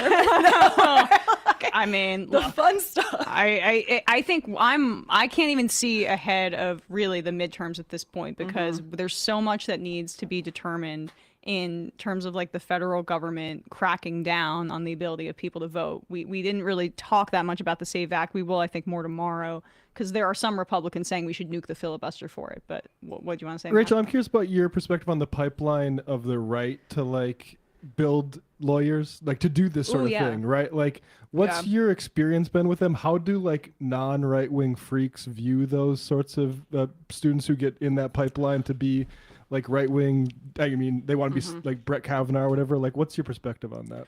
Oh my God, I could rant about this for forever, honestly. I do sometimes at the law schools.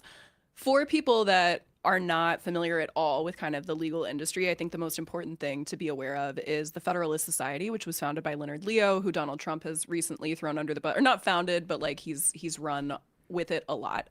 And so the Federalist Society is this like right-leaning, historically, organization that the whole point of it was to get people installed as judges who had ideas of like originalist thinking, which basically is like, let's go back to what the founders intended at the start. It's total bullshit. It's like a completely incoherent legal theory. And at law schools, you can't really say that. You can't go in and be like, hey, originalism is bullshit. I mean, you can, and I did, but it doesn't land great with the professors or whoever else. And so there's this incredibly organized pipeline on the right that I don't think there is a left-leaning equivalent of. And that's something that I think we see happen constantly, not just in the legal industry, but in so many different other areas of government, right? We see it with there's so much discussion now about left-leaning content creation and whatever else, and like the pipelines for right versus left-leaning content creators. And we see it because like the effective left-leaning content creators, half the Democratic Party is constantly trying to cancel because they're like, hey, genocide is bad. And like Chuck Schumer probably shouldn't be in charge anymore. And so all of that to say, at law schools, I can only speak to Harvard specifically because I think that it does vary a lot from place to place. But I was really troubled even when I was there. There's a graduation picture of me holding up a sign because it was right after the Dobbs opinion that overturned Roe leaked, that basically says like the law is not theoretical, elite lawyers help roll back, right? Like people die when abortion is criminalized, they just do. And like in so many other factors, people die when you have DOJ attorneys coming up to argue that people should be held indefinitely in immigration detention where they're not being given access to any kind of food or medicine or similar. And I just think that there's in the legal industry, especially like elite levels of the legal industry and politics and everything else, there's such a desire to be on okay terms with everyone. I think it takes us back to even the Epstein files discussion. It's not that I think there's some secret cabal. It's that I think that there's a lot of really rich people that are like, well, I could stand up for the right thing, but what if I bump into that guy on Martha's Vineyard next year? And that was kind of the atmosphere of the people that were doing the Lawyer evil things at solidarity. Harvard. Yeah, it's like lawyer solidarity, but like class solidarity within lawyer solidarity, right? Right. And I also think there is like a tendency, I both my parents were lawyers, so my sister is also a lawyer. She's a fan of yours, by the way. So she was like, "Oh, no way, you're having her on." I love her TikToks. By the way, we had an IM before I get into this question asking where they can find you because Schadenfreude. Thank you. What a lovely. That's So good. What a lovely I am name. Asks, where I miss seeing Rachel since I deleted TikTok. Where else can I find you? I am also on Instagram at Cohen.489, and I'm building out Substack, which come on over there. It's like Cohen489. No, it is always either Cohen.489 or Cohen489, depending on whether or not the social media allows periods in the handle. Substack, Blue Sky, Instagram, still on TikTok, despite the Ellison of it all, just because I don't know. You delete it, you can't get it back. And I think you built a seen some huge creators following do there. it. Yeah, but I mean, what are we supposed to do? I'm still on Twitter. Yeah, right, exactly. And it's down. Yeah. Yeah, oh, we're thankfully we're back, so we'll be able to get to some clips Incredible. in a sec. But I am like, just when you are around lawyers, you see that there is like this almost religious belief in the legal institution as even when you get to something like originalism, that, okay, I may disagree with this legal theory, but it has a place in the institution of law that we are all a part of, and that it almost, there's this impulse with lawyers too, that they are so bought into the system that they almost don't, there's like a resentment, I would say, of a more activist kind of viewpoint, or one that talks about structural change of that system because they are so bought into it. And that's if you're on the liberal side of big law, or if you're on the more conservative side. It has become so fortified institutionally that they act like almost like they're priests protecting the tenets of big law outside, regardless of outcomes to a degree, that it's almost like stripping the humanity of lawyers. It's almost like making them into clinicians or doctors, where it's like, where can we return law to orient it towards justice is the overall question, without spooking this old class of lawyers that is obsessed with maintaining the institution as it is. That additional clause changes the answer a lot, Yeah. because you're gonna spook the institutional class, I think, but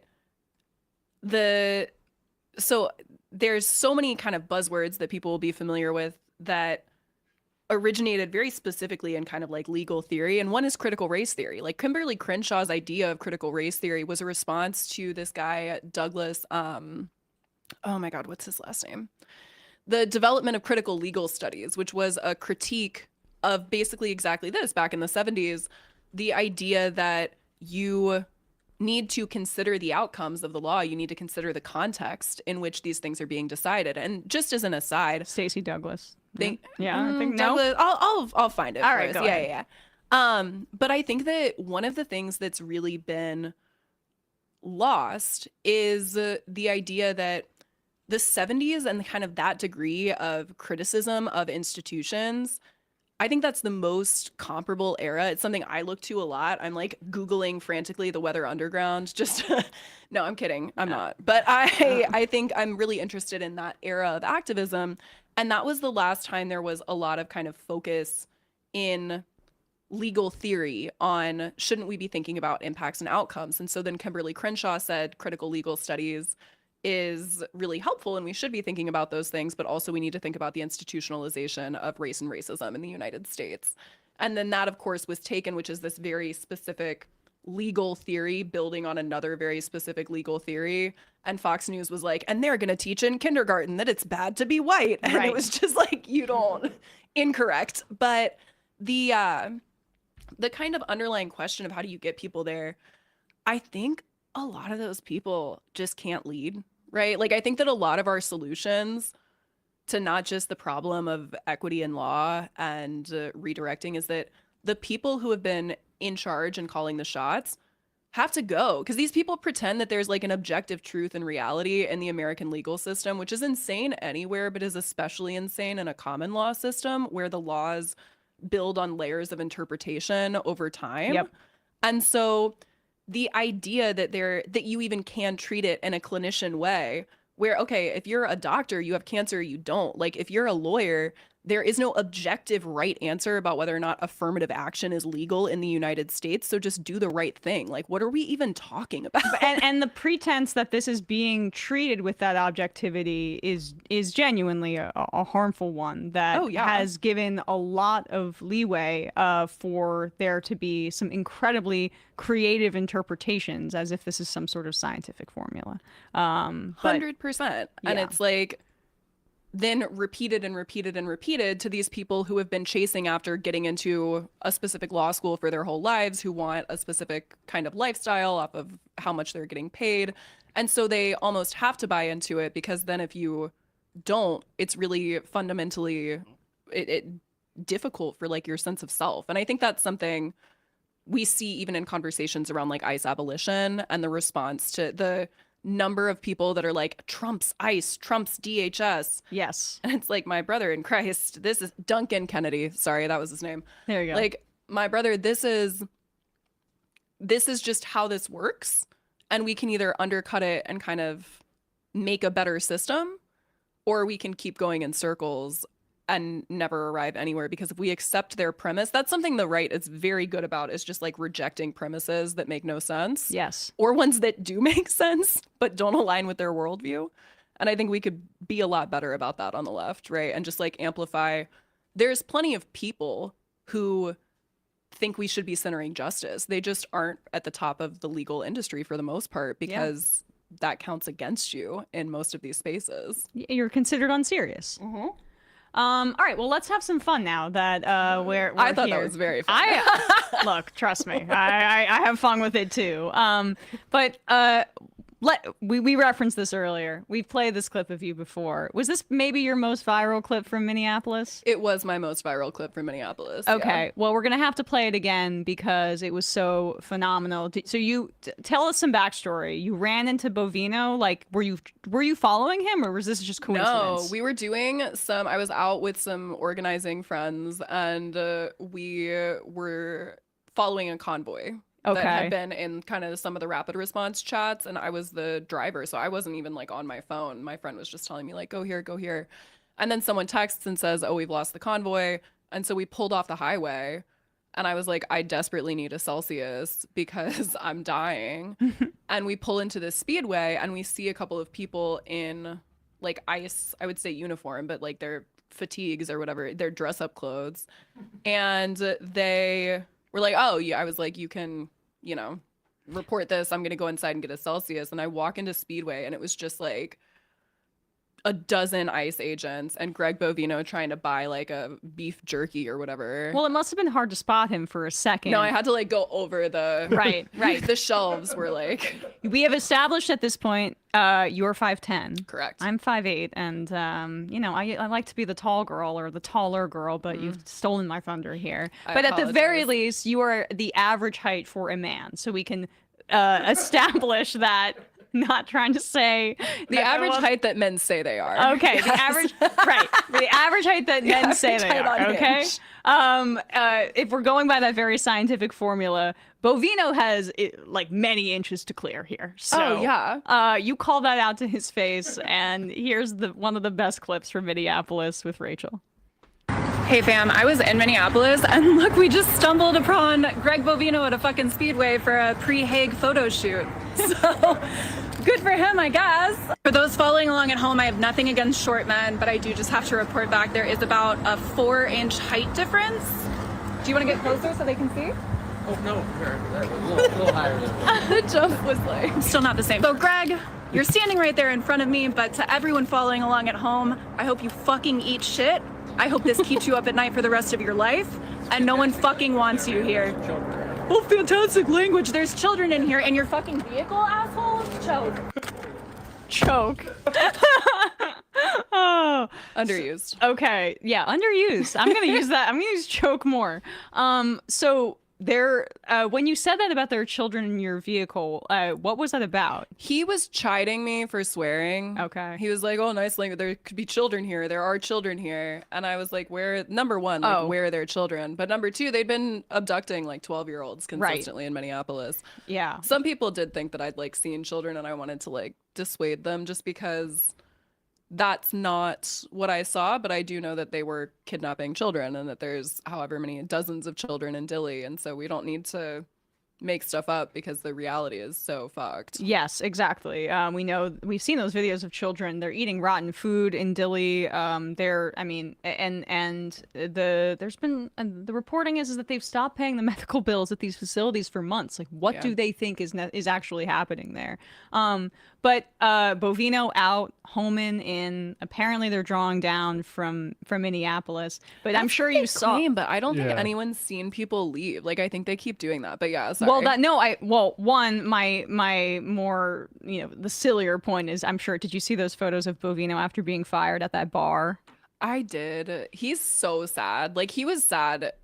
You encounter people sometimes and you realize that the bravado is just like, yeah. It's a shame because I got some DMs of people being like, you obviously do have things against short men. Mostly no. But I actually do not have, famously, against my friend's wishes, recently got like my heart broken by like a 5'8" man. So I believe, like, I'm being honest, I do not have anything against short men except for that one. And Greg Bovino. But I think that the kind of disappointment, and I had a version of this clip filmed and then I cut it because there were other people in it who I didn't want to identify about how most of the short men that I know like develop a personality and like a good one so that they can still vibe with people, and just some go down the path of like building out concentration camps and supporting that. And if you've chosen that path, I am not gonna fuck with you. Yeah, and definitely okay to make fun of your stature at that point. I think so too. It's almost an obligation. I think it's required. And the toxicity is like the message in and of itself. It's part of it. Exactly right.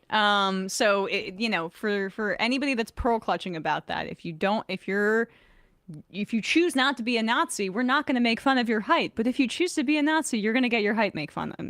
I mean, that's the reality of the situation. And if you do the little bunny hops, that was crazy. Yeah, he does the Portnoy sort of like. Thought he was leaning into it. I got that, and I was like, oh, this is gonna. You should have never given me that, my guy. Right, dude. I mean, we know you don't have a sense of humor. Let's not pretend here. But they're not He's like 5'6" with his hair spiked up. Also. Yeah, I mean, that's helpful. And then you can have some little lifts in those jack boots. Yeah, what kind of footwear were you wearing? Because he's probably in like 2-inch boots, I would think. Definitely. I think I was in sneakers. I do. It was like Ron DeSantis vibes. Do you remember when Ron DeSantis was wearing lish? Yes.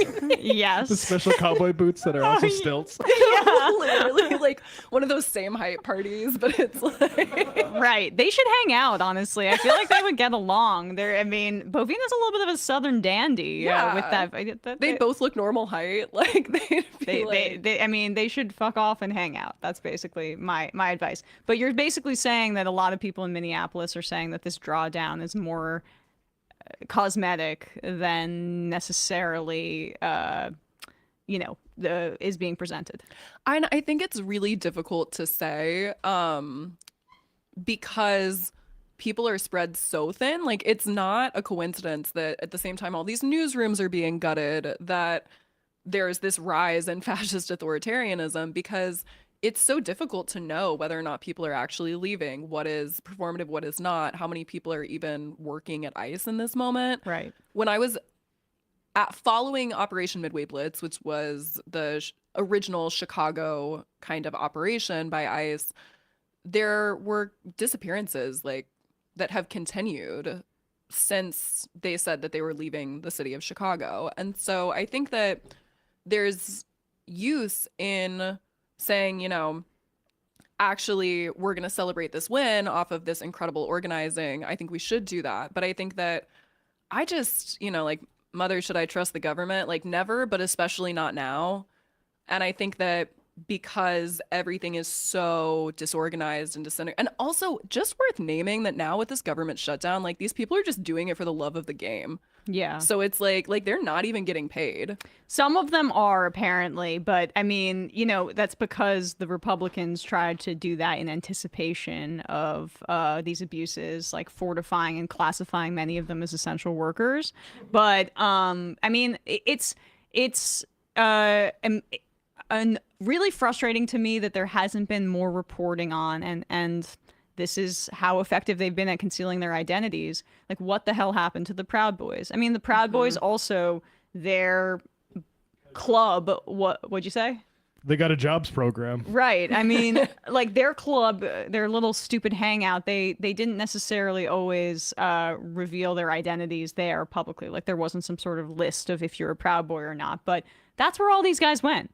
These little militia groups that Donald Trump was fomenting. They got jobs with ICE, it seems like, their dream job. And that's how they should be treated. That's their secret police forces that the administration is deploying is culling from people who were already fanatical about him.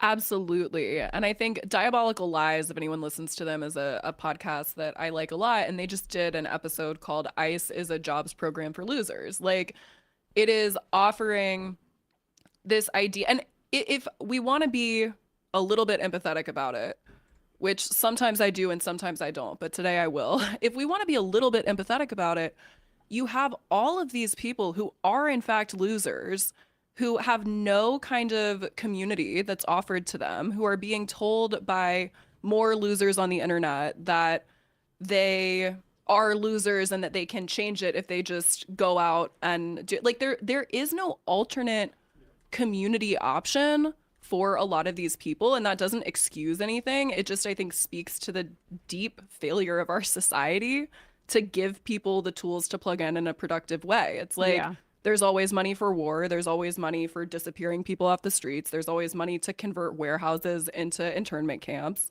And there's not money for people to like get trained to be like a woodworker so that they can go and make cool stuff with their friends, you know? Right. I mean, that we should be funding arts programs just like literally as anti-fascist No, resistance. literally. Yes. Ireland just started doing that. They're doing We did in the 30s. We did. I mean, we should have artist housing throughout the city and throughout cities across the country. But I mean, that's a reason why there's wars on liberal arts education in addition to the arts, because these are the kinds of things that if you can follow your passion, you're not just there as a slave for some sort of, or wage slave for some sort of capitalist or whatever. One, art, it forces you to interact with other people and learn about different cultures, and that's a threat to fascism. But two, it's about like personal and emotional fulfillment outside of cracking skulls on the street. 100%. And I think there's this tweet that I think about all the time where it's like, maybe instead of the takeaway from all of these like Nepo babies being super into the arts, the takeaway perhaps is not the Nepo baby takeaway, and it is more that given unlimited resources to pursue what you're actually interested in, like human beings are always going to choose art for the most part. Right. And so I think, I mean, I even think about that. I don't know if you feel this way about like your career in this moment, but I used to be a finance associate at like a giant corporate law firm. And now what I get to do for work is come and have interesting conversations with people that I think are really fucking cool, you know? And so I was going to go to law school. I tell you this. I mean, I was taking the LSAT, or I was studying for the LSAT. And then I got an internship with TYT, and they started sending me to Standing Rock and to Flint, Michigan. And I was, you know, not making any money, but I was living at home while I was studying. I'm like, I'll do this for a year, and then I'll get serious about my life.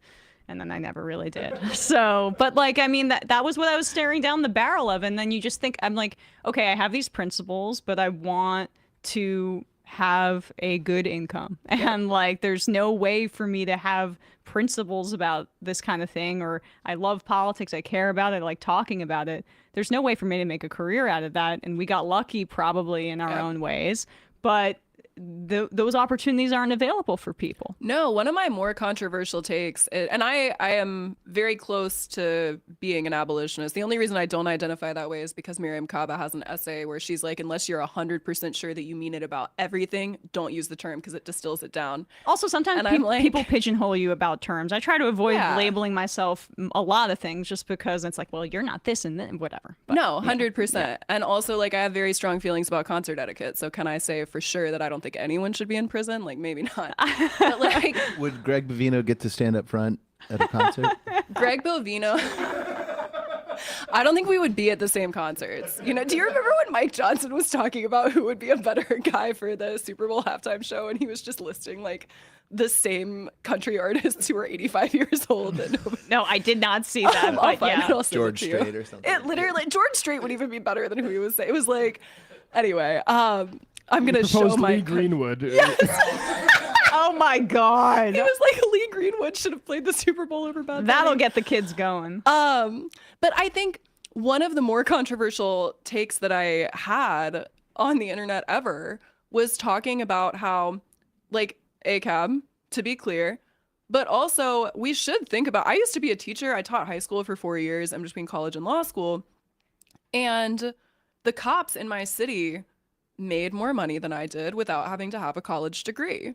Yeah. And it's marketed to lots and lots of people as a way to make like a genuine difference in your community. And I do think that there's plenty of people that go into the police force to like, because they want to crack skulls or whatever, and those people should not be in there. But I also think, I don't know, if like the parks department paid as well as the police department did, I think there's a lot of people that would just go and like work in the parks. And I think that's something.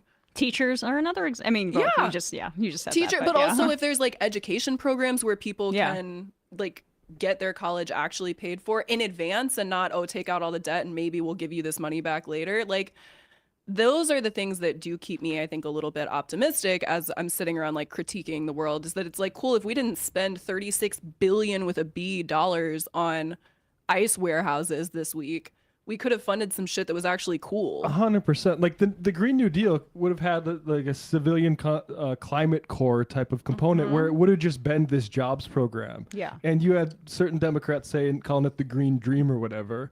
And they said, like, if you want to, basically saying to this new generation, if you want a job, like, do PR for some tech firm or something. No, like, literally. That's all there is at this point. And we could create jobs in that way. We could have a jobs program, and this the government government needs to create jobs. This government has through a Gestapo. Yep. The alternative vision is what we're talking about here. Yep. And I think hopefully a Democrat on the presidential stage can make that very clear-cut case. And it's still okay if it's a jobs program for losers, just to be clear. Like, I Totally. was not cool.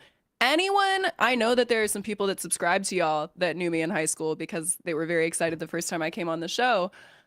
All those people, if any of you are in the chat, can drop like a story about high school me in there, because I think that I am kind of the beneficiary of a jobs program for losers in that I was steered into kind of volunteering and organizing that made me realize that I could fake it till I make it and engage in community and theory and all of these things until now. We're so cool. I mean, my God. No, I don't know about that, but No, it's true. It's you true. are. You are. No, it's all everyone in the room. I know But you. You just like plug people, the girly hour. You Yeah. just plug people into things that are like fun and interesting and engaging. And well, Well, it's like, I mean, I can ask Brian this because he actually did join the military, but why did I have any interest in the pitches I was getting for the military as a teenager? It was because neither of my parents went to college. How am I going to see the world and have like opportunity? It's these guys coming in saying, hey, you know what? I came here in a Hummer H2. You could drive around one of those and wherever in the world you wanted to, and we can help you pay for college too. And it's like, there's nothing for that. And I mean, Gen Z faces worse job prospects than millennials did even right after the financial crisis. What is there for those people? Yeah. And AI, Grok. Right. Yeah, AI is going to do it all. AI is about to make it worse. Like, we haven't even seen the integration of it fully, and those entry-level jobs, it's going to be rough. Paralegal work, that's something we could talk about, but that's going to be hit. Like, paralegal work, AI, they're going to try to use that for that. Replace all those paralegals. That's like... Oh, 100%. And it's kind of that graph where it's like productivity versus average wage over time. None of this then gets channeled back into doing things that are helpful. Both my parents were military attorneys, and so I also like considered the military. And it's like, here you go, you get healthcare. Like, when you have politicians saying we cannot provide universal healthcare because then no one will join the military, like, yeah, bad sign. Bad sign. And we have to do prohibition on weed because otherwise cops won't be able to stop you for any reason. Right.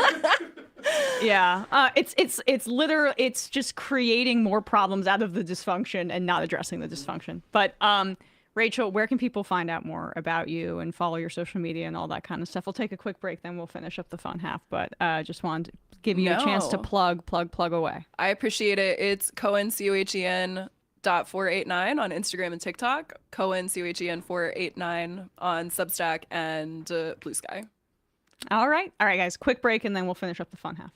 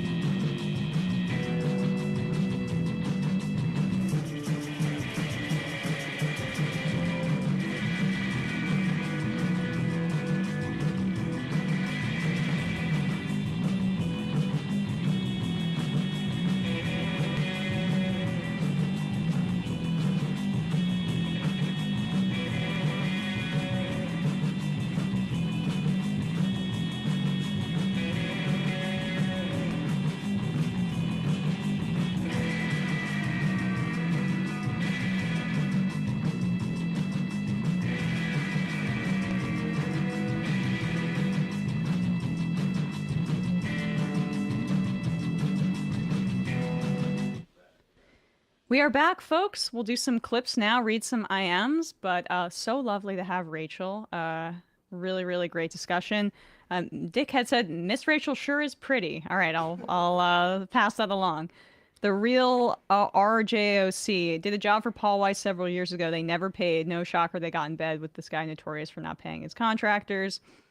Carl Dem Sock just got charged a $30 late fee on my credit card when I made a payment literally 1 minute past midnight. Who doesn't love capitalism? You can make $30 in 1 minute by simply being a mega corporation that people have few other choices than to patronize.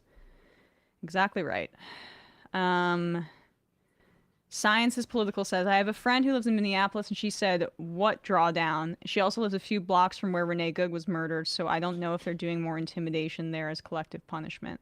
I mean, that's the thing, is they've got such a budget, and I think these sort of public statements need to be viewed as political and as a victory of sorts. Like, they wouldn't say we're drawing down if they didn't have to, even whether or not it means they actually, to what extent they draw down and how much they draw down is a different thing. They have to act as if they are retreating because they want people to demobilize a little bit. I don't think there's a huge risk of that happening, and I think the people that I follow in Minneapolis are still very much on complete alarm, and that's the way it should be everywhere until ICE is entirely past tense. Right. Green Dragon, Greg Grandin's books are brilliant. The End of the Myth is definitely worth discussing. Also, I'd love to see him as a more regular guest. Love Greg. I mean, Grandin has been he's on here whenever he has a book out, which is pretty regularly. He has a great book on Kissinger. I'm trying to think of all the different books. Fordlandia is the first one I ever read by him. Empire's Workshop's another great one. I mean, one of our great writers. I was unfamiliar with him, but I was charmed today. I want to read his books now. They're really good. They're really good. The diabolical Danny Doobad says, I can't use the Dows over 50,000 anymore when my wife is mad at me. Yeah, why is this lipstick? Yeah, I found this underwear in your car. The Dow is over 50,000. I was cracking myself up seeing these memes of Law and Order SVU where like it was a girl like, I've been abused by this man, and it's the Mariska Hargitay woman saying, we're sorry, but the Dow is over 50,000. Why are you laughing? That was my favorite part. The sustainable abundance, Marco Rubio. What a little colonial bitch. Galactic Nurse Bugs. Rubio and Patel are vying for Valhalla. Sam's a garbled syntax. Glad you're back, Emma. If you want to throw up in your mouth, check out Glenn Greenwald's snarky dismissal of AOC's Munich appearance as cringy and naive. You know, the thing is that gay men can be misogynist too. Illuminati Kid, really liking this guest. Also, I feel like he might be from New York. I detect a bit of an accent. Greg? Otter, as a 5'2" dude, roast the hell out of that man. There you go. There you go. See, that's people get it. Here's one clip of Marco Rubio's speech I just wanted to share with everybody here. It was pretty amazing to see such a thing put so clearly. Here's Marco Rubio.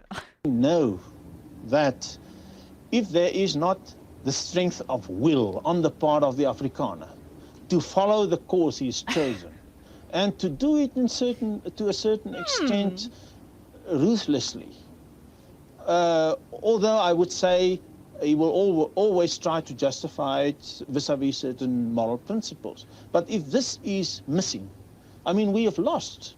Then we must capitulate. Then we have no policy.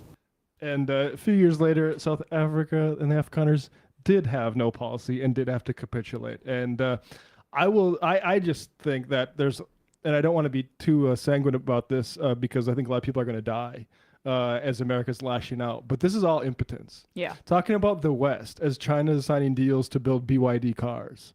Like, we are trying, the iceberg has been hit on this sort of thing. And these sort of clowns, they're not going to go down with the ship. Like, all these tech guys in San Francisco that react to a modest wealth tax, saying, well, I could go to Dubai. They will go. And Right. the point is they just can't be allowed to take their money as they leave. All this stuff about migration has ruined the world. You know what's actually ruined, or at least ruined America or the West, is the investors who took all of the wealth in the West from an advance in industrialization, and to some degree plunder of the rest of the world. But in large part, like a lot of things built in this wealth built on the backs of workers in the West, and they took those profits and reinvested them where they could get cheaper labor. And now the problem is migrants coming here. No, it's you took the money and you spent it elsewhere. Let's do 10, because both of these clips are good, but I think 10 is the better of the two.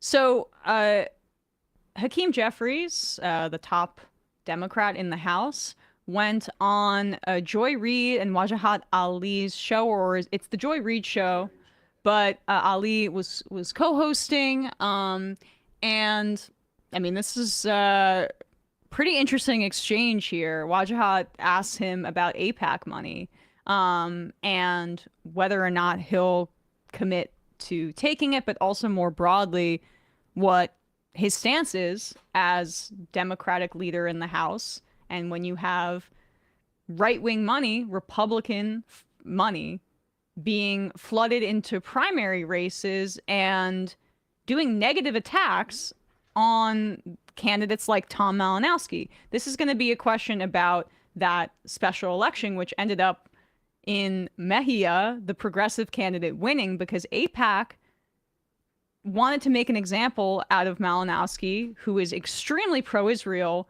but got a little bit shaky, a little bit queasy about all the dead children Basically in the said, genocide, and said, maybe I'll condition arms to Israel. Yeah, we shouldn't ignore like laws like the Leahy law to keep giving Israel weapons as it kills kids. So AIPAC said, okay, we have endless amounts of money. We want to make an example out of Malinowski in New Jersey 11. It backfired. The ads that they ran at the 11th hour were to the left, talking about the fact that he had voted to fund ICE. And when people saw those ads, it seems like the ground game of Mejia and the fact that she was the true progressive choice in the race and was endorsed by Warren, Bernie, AOC, WFP, etc., caused the voters that saw those ads to go to her, and she squeaked out a victory, the progressive.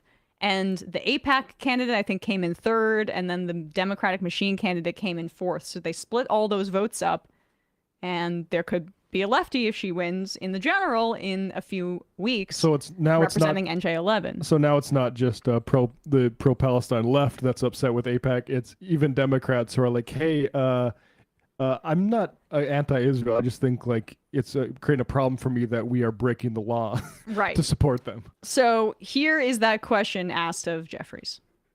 Question about accountability, and I'll put my cards on the table. I'm against fascists and MAGA and Donald Trump, and I want Democrats to win, but I want the right Democrats to win. And I remember the YouGov poll that came out after the 2024 election said the main reason why Democrats stayed at home was their displeasure with the genocide that's happening in Gaza. And what we've seen is AIPAC. AIPAC now has spent... I just want to make a quick point on that. A lot of people will cite to you the polling that among people who voted, the issue of Gaza was not that important to them. That's not saying anything, because that doesn't count the people who stayed home. Exactly right. It's so frustrating to have political conversations with people that act like the pool of voters that have been competed over, were competed over in the last election or in the previous elections, is the static group that needs to be appealed to. When in reality, since 2016, the Democratic Party has actively tried to curate their voting population and narrowed it down due to like data analysis and micro-targeting in this specific Pennsylvania or Wisconsin district to go after more affluent suburbanites. They have narrowed their coalition specifically in terms of the voters that they have pursued. It's about turnout. That's always what it's been about. And that's why Democrats keep losing. A moderate-leaning Democrat, Tom Malinowski, a Democrat, in the special House election in New Jersey 11th District, and we got a progressive Latina, Representative Mejia, who won, who, by the way, says abolish ICE. My question for you, if you're looking for accountability, if you're looking for change, shouldn't Democrats stop taking money from AIPAC that has spent so much money against Democrats? Well, listen, everyone's going to have to make their individual decisions. My view as it relates to Democratic incumbents, first of all, is that I will continue to stand by every single one of them, whether that's Alexandria Ocasio-Cortez on the one hand, or the most conservative, moderate Democrat on the other, who's sitting in the Trump district and at all points in between, right? That's what I'm going to do as House Democratic leader. Now, in terms of how people individually fundraise, I'm proud of the fact that my average contribution amongst the millions of dollars that I've been working hard to raise for my own reelection that I use to help elect Democrats in other parts of the country is $27 per contributor. That's my average contribution. That's probably the lowest in the Congress. Can you pause it? Now everyone... He is just like, enough with the average contribution thing. Like, yeah, okay, for small dollar contributions, the amount of outside expenditures due to super PACs and PACs that Hakeem Jeffries benefits from and that the Democratic Party does makes this talking point entirely irrelevant. They are like hiding the ball, but keep going. Going to raise money from their own constituents in different ways, and their own constituents are going to have a variety of different perspectives on a variety of different issues. But make no mistake, there's a big difference between Democrats and Republicans, and we're seeing that right now. I know some people like to project otherwise. How one can see the horrors of what has been inflicted on the American people since January 20th of last year and conclude otherwise, or want to try to suggest that there's no difference in one's quality of life. When I go to Bedford-Stuyvesant or Brownsville or East New York or Canarsie or the West End of Coney Island, people know that their life is being made markedly worse because of who's in office right now, both in the White House and the House. Well, Representative, respectfully, and we're determined to do something about that. Just a quick follow-up. So that means, will you stop taking money from AIPAC? I'm going to continue to raise money in the same way that I've been raising it, where the average contribution from millions of people Can you pause it? across the country. Because I want to replay that again. He got mad. You can't get defensive. He's not. I've never seen him lose his cool like that, Yeah. honestly. I mean, he's in an untenable position because the only reason he is there, the only reason that the Democrats, a party that's struggling to appeal to much of the country, has two leaders of the country from fucking New York, is because their proximity to money. Fundraising, exactly right. So the idea that he's acting like he is a grassroots fundraiser. I mean, the mover and shaker in the party is AOC. On grassroots fundraising, there's no question, and that's why she's been able to kind of like get some buy-in from guys like Jeffries, because otherwise this is what he's good for. APAC PAC, this is from readsludge.com, operates a website that allows its members to direct donations to APAC endorsed candidates of their choosing. The group uses a payment processing company called Democracy, which disperses the funds to the candidates. They're gaming this thing, and the point is like, would you be happy if your Democrats in the House, Hakeem, were taking money from pro-apartheid groups that wanted to bring Jim Crow back in America? Would that be just okay because the money's the money?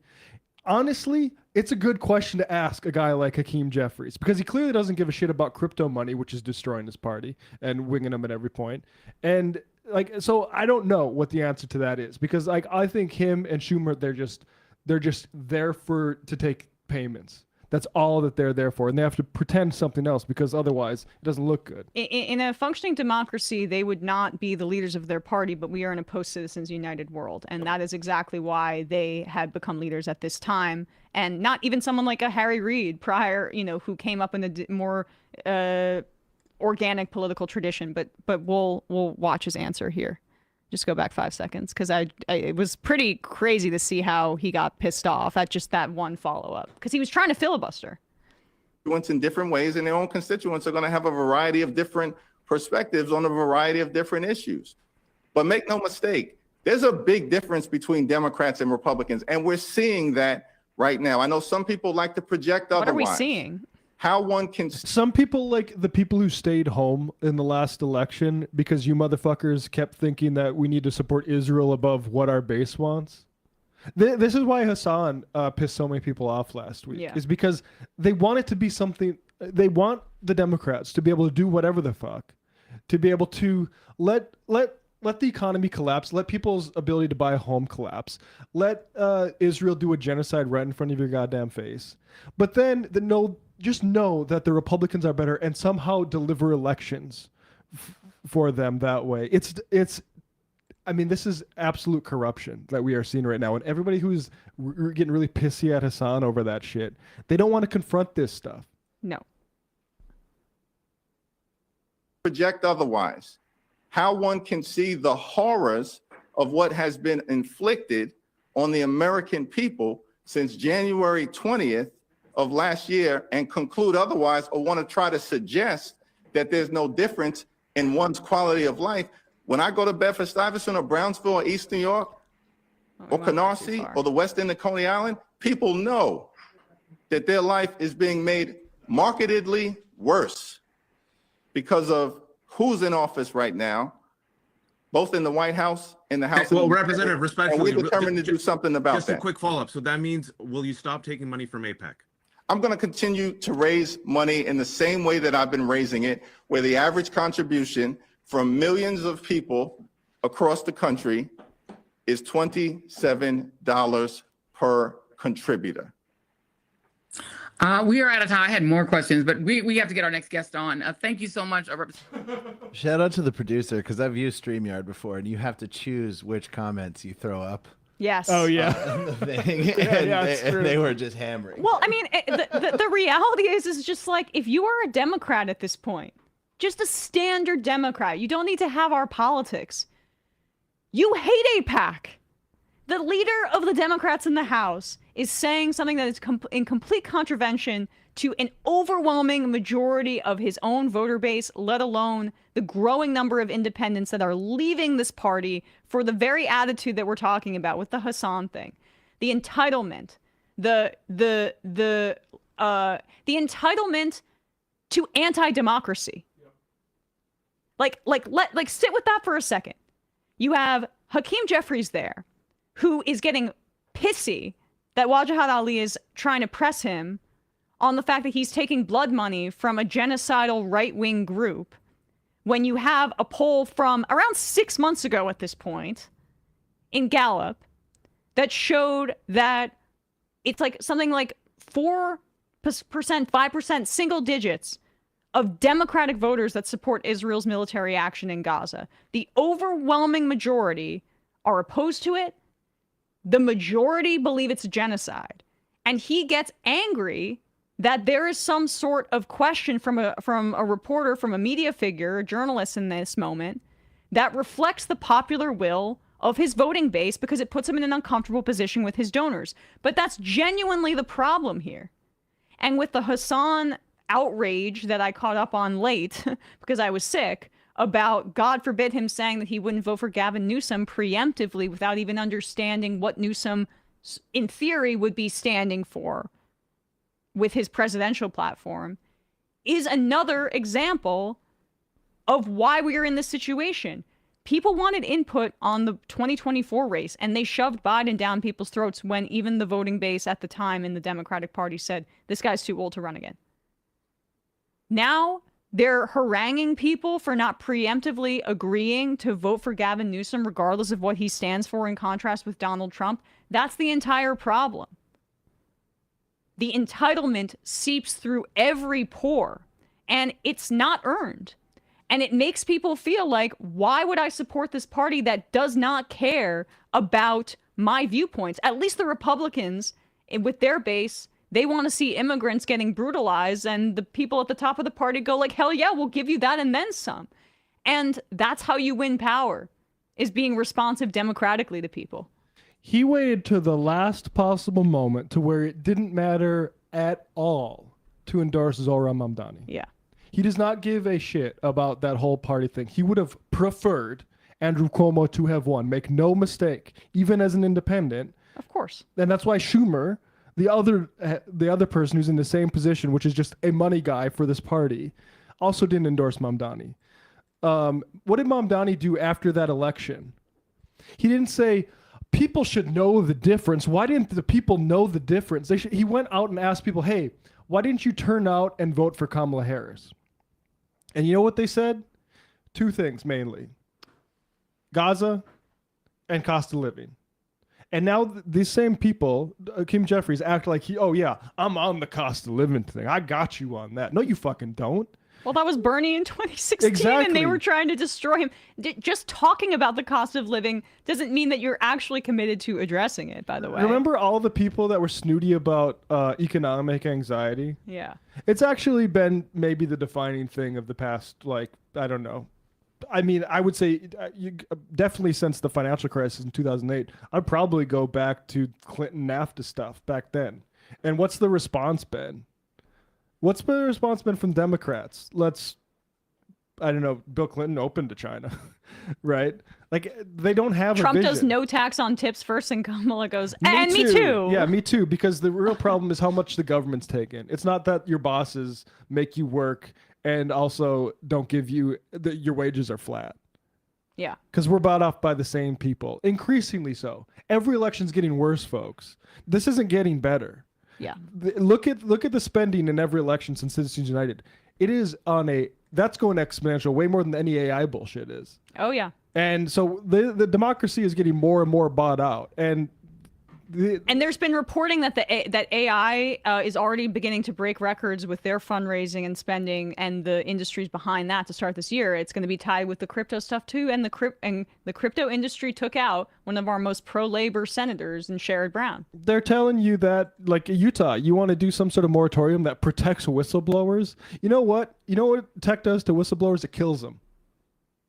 And so you can't even protect whistleblowers in Utah as a state legislature because Trump doesn't want it happen. Because these tech freaks, Palantir, Peter Thiel, I would say Mark Zuckerberg, all these people, Bill Gates, they've taken over the government. And instead of, what instead of building out a new future, they are using it to build giant data centers, which, you know what that's going to be used for?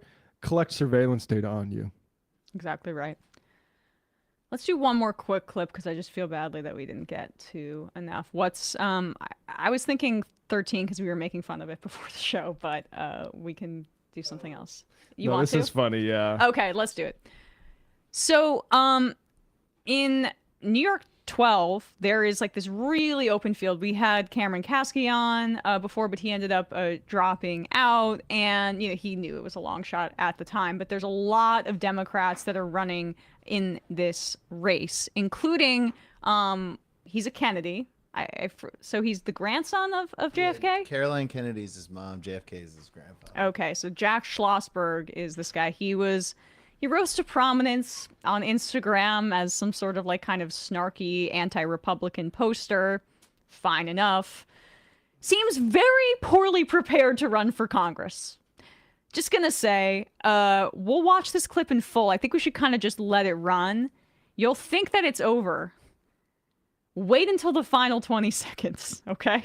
Because it gets somehow even more cringeworthy and awkward. And a little bit of context is this kid's close with Chuck Schumer, so it might not be the new changing of the guard that we might. But he's young.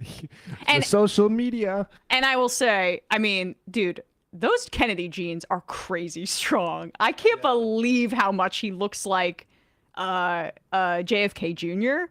But anyway, it's just an aside. Still does not mean that the politics ain't running the family. Right. Here. Maybe the political talent, not so much. The hair runs in the family, not the brains. Right. The next question will be to three candidates, Mr. Schlossberg, Mr. Lasher, and Mr. Bergdale. What will you do to curtail illegal settlements in the West Bank that violate international law? Mr. Schlossberg, you have 60 seconds. Well, first of all, let me say that as long that Prime Minister Netanyahu and Trump are both obstacles to peace, and that any funding that the United States is providing Israel, which I don't think we should abolish it entirely, and I think we need to look at it very carefully, but as long as those two are in power, I would look very, very carefully at the funding and weapons assistance that the United States is providing.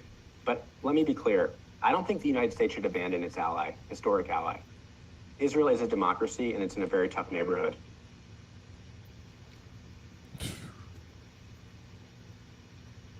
I do believe that. Okay, so for folks just listening to this, after this awkward silence, for some incomprehensible reason, he decides to stand and deliver.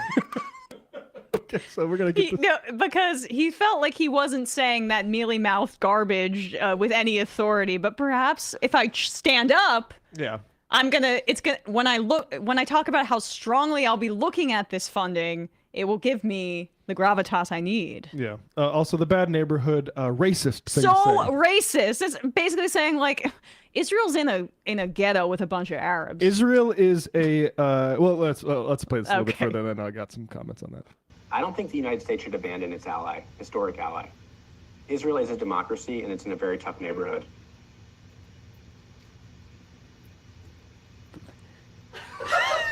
I do believe that, and I'll always be honest with you. Thank you. Bad audition. Can you pause it? I'm sorry, we said it, but I do believe that. That's all he stood for. Yeah. I do believe that. Thank you. Right, so like you mistimed the standing up part. We should tax the rich. I do believe that. Yeah, but that's a real statement. I don't even know what he really believes. Yeah. Here it is.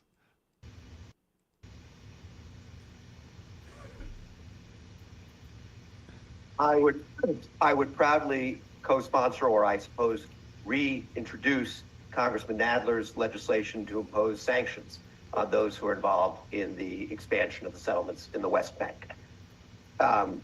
I believe that there is no path to a resolution of this conflict with the size and scope and expansion of settlement activity in the West Bank and the violence that is being committed against Palestinians there. And I believe that Congressman Nadler's legislation and the codification into law of Biden-era sanctions against West Bank settlement expansion is something that we should do. I'd like to request just 10 seconds. I had time stolen from me, so I just want to take 10 seconds to say that I do also believe that conditions need to be put on aid. And I'm also horrified by what the human atrocities that we have seen in Palestine. And that those two things, being a historic supporter of Israel and being able to criticize the Israeli government. Mr. Schlossberg, we have to move. That's fine, but I got completely. And allow us to have equal time. Men keep taking up more time than they deserve. So please sit down. So funny. So he got upset because I think that was Michael Lasher who had said that sanctions. I mean, that's not the right position. It needs to be way further than that. But that's a standard. That's a standard Democrat position who knows how to do politics. Nadler endorsed him. This is New York 12 is a very wealthy, like it's the Upper West Side. And there are a lot of also wealthier Jewish people there. So there is some like tap dancing that's happening here about this particular issue. But Nadler was one of the better Democrats for his career, and he's endorsed Lasher in that race in a very crowded field, and that was his answer, I believe. So, I mean, just the other people. George Conway is in that race. Oh, God. The ex-husband of Kellyanne, who, like, I mean, him and Schlossberg are kind of the same guy. They're both just internet famous that are in this for and that are wealthy enough to probably live on the Upper West Side. So they're doing this for shits and gigs. And Schlossberg has a very famous family. If you're in that district, my sense is that Lasher is the most serious of the frontrunners. I mean, Schlossberg needs to drop out. That is an embarrassment. That's so embarrassing. Not ready for prime time. It's like a Christopher Guest movie. Our ally. Right? I just don't understand. Like, when I hear people talk about our allies, it's like, what world do you live in where I have to think about Israel as an ally to me? No. I don't think of it as a democracy. I don't think of it as an ally. I don't think of that as a conflict. What I think of that is a settler colonial process that needs to be, paused and rewound. Well, I mean, okay, so when I had that debate with frickin' what's his face Jennings on CNN, that's what he said to me too. Like, Israel's our ally. It's our ally or something. It's like, why am I supposed to care? Great, shouldn't be. That's the response. Right. And we know that too. That is immensely convenient framing for Zionists. Israel is not an ally because it is not a traditional nation state that you would have to have an alliance with. We have an alliance with the United Kingdom. The United Kingdom is not functionally our colony where we test out a bunch of weapons and surveillance technology on a vulnerable population that is expanding and taking people's territory and committing genocide.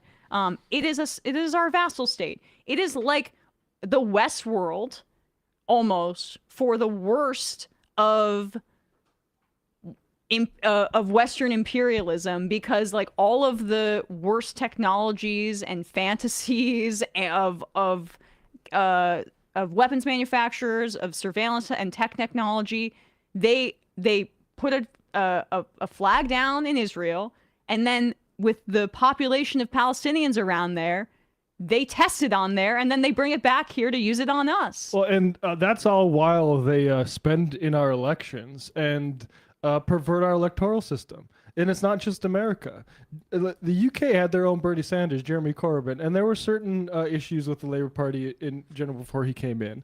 But a huge part of why he failed was because the liberal Zionists within Labour completely undercut him from the moment he won a popular mandate to lead that party. In America here, I mean, Sam talks about all the time. What was it, 2018? We get this new crop of the squad in. We're going to do, then the Democrats propose this bill for voting rights, for all this sort of stuff. But on the exact same day, we're talking about Ilhan Omar shouldn't have tweeted that thing all about the Benjamins.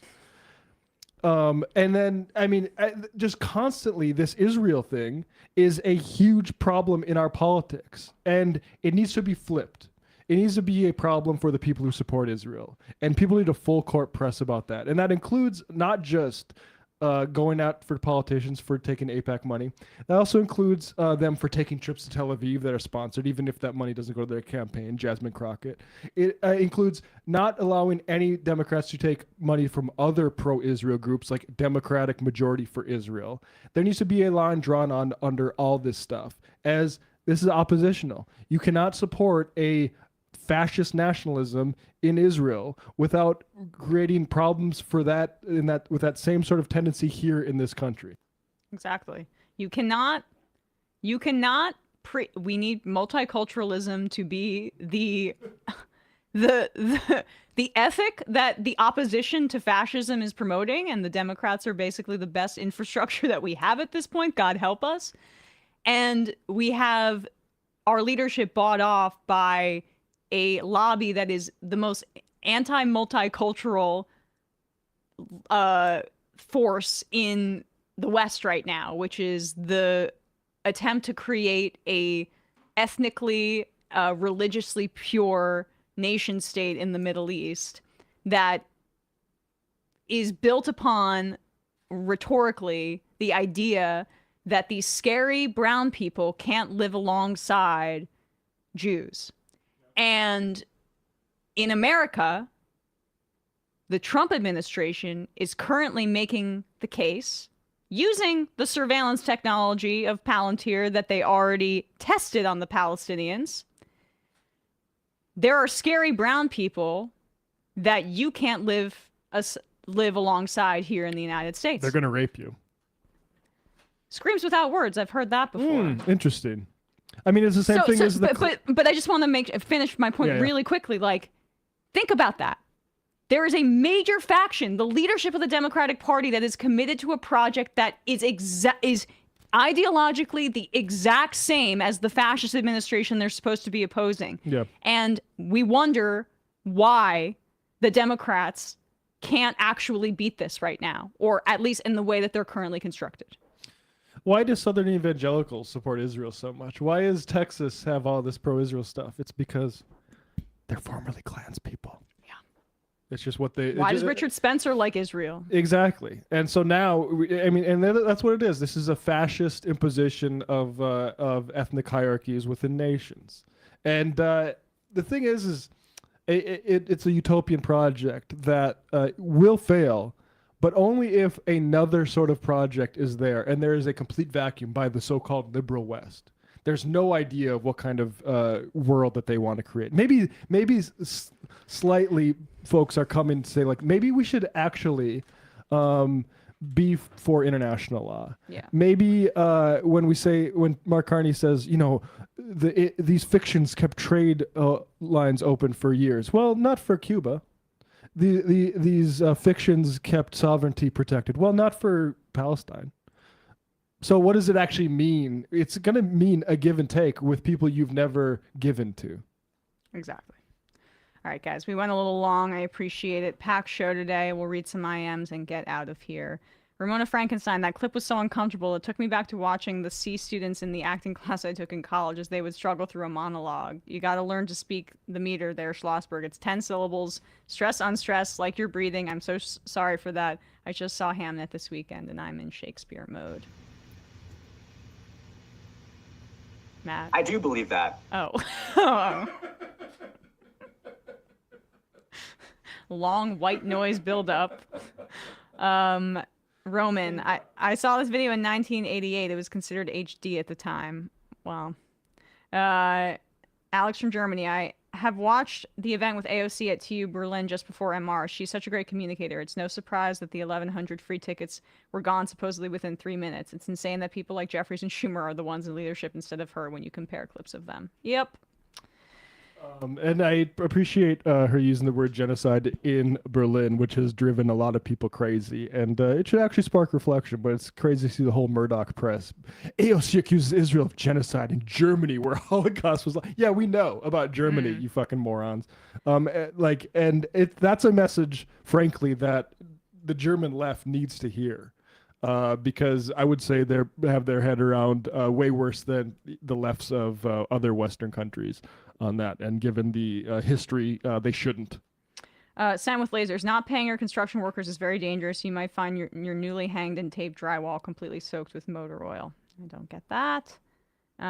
Utah's Governor Cox. You see Wuthering Heights. I am not seeing that bastardization of the book. What a stupid looking movie.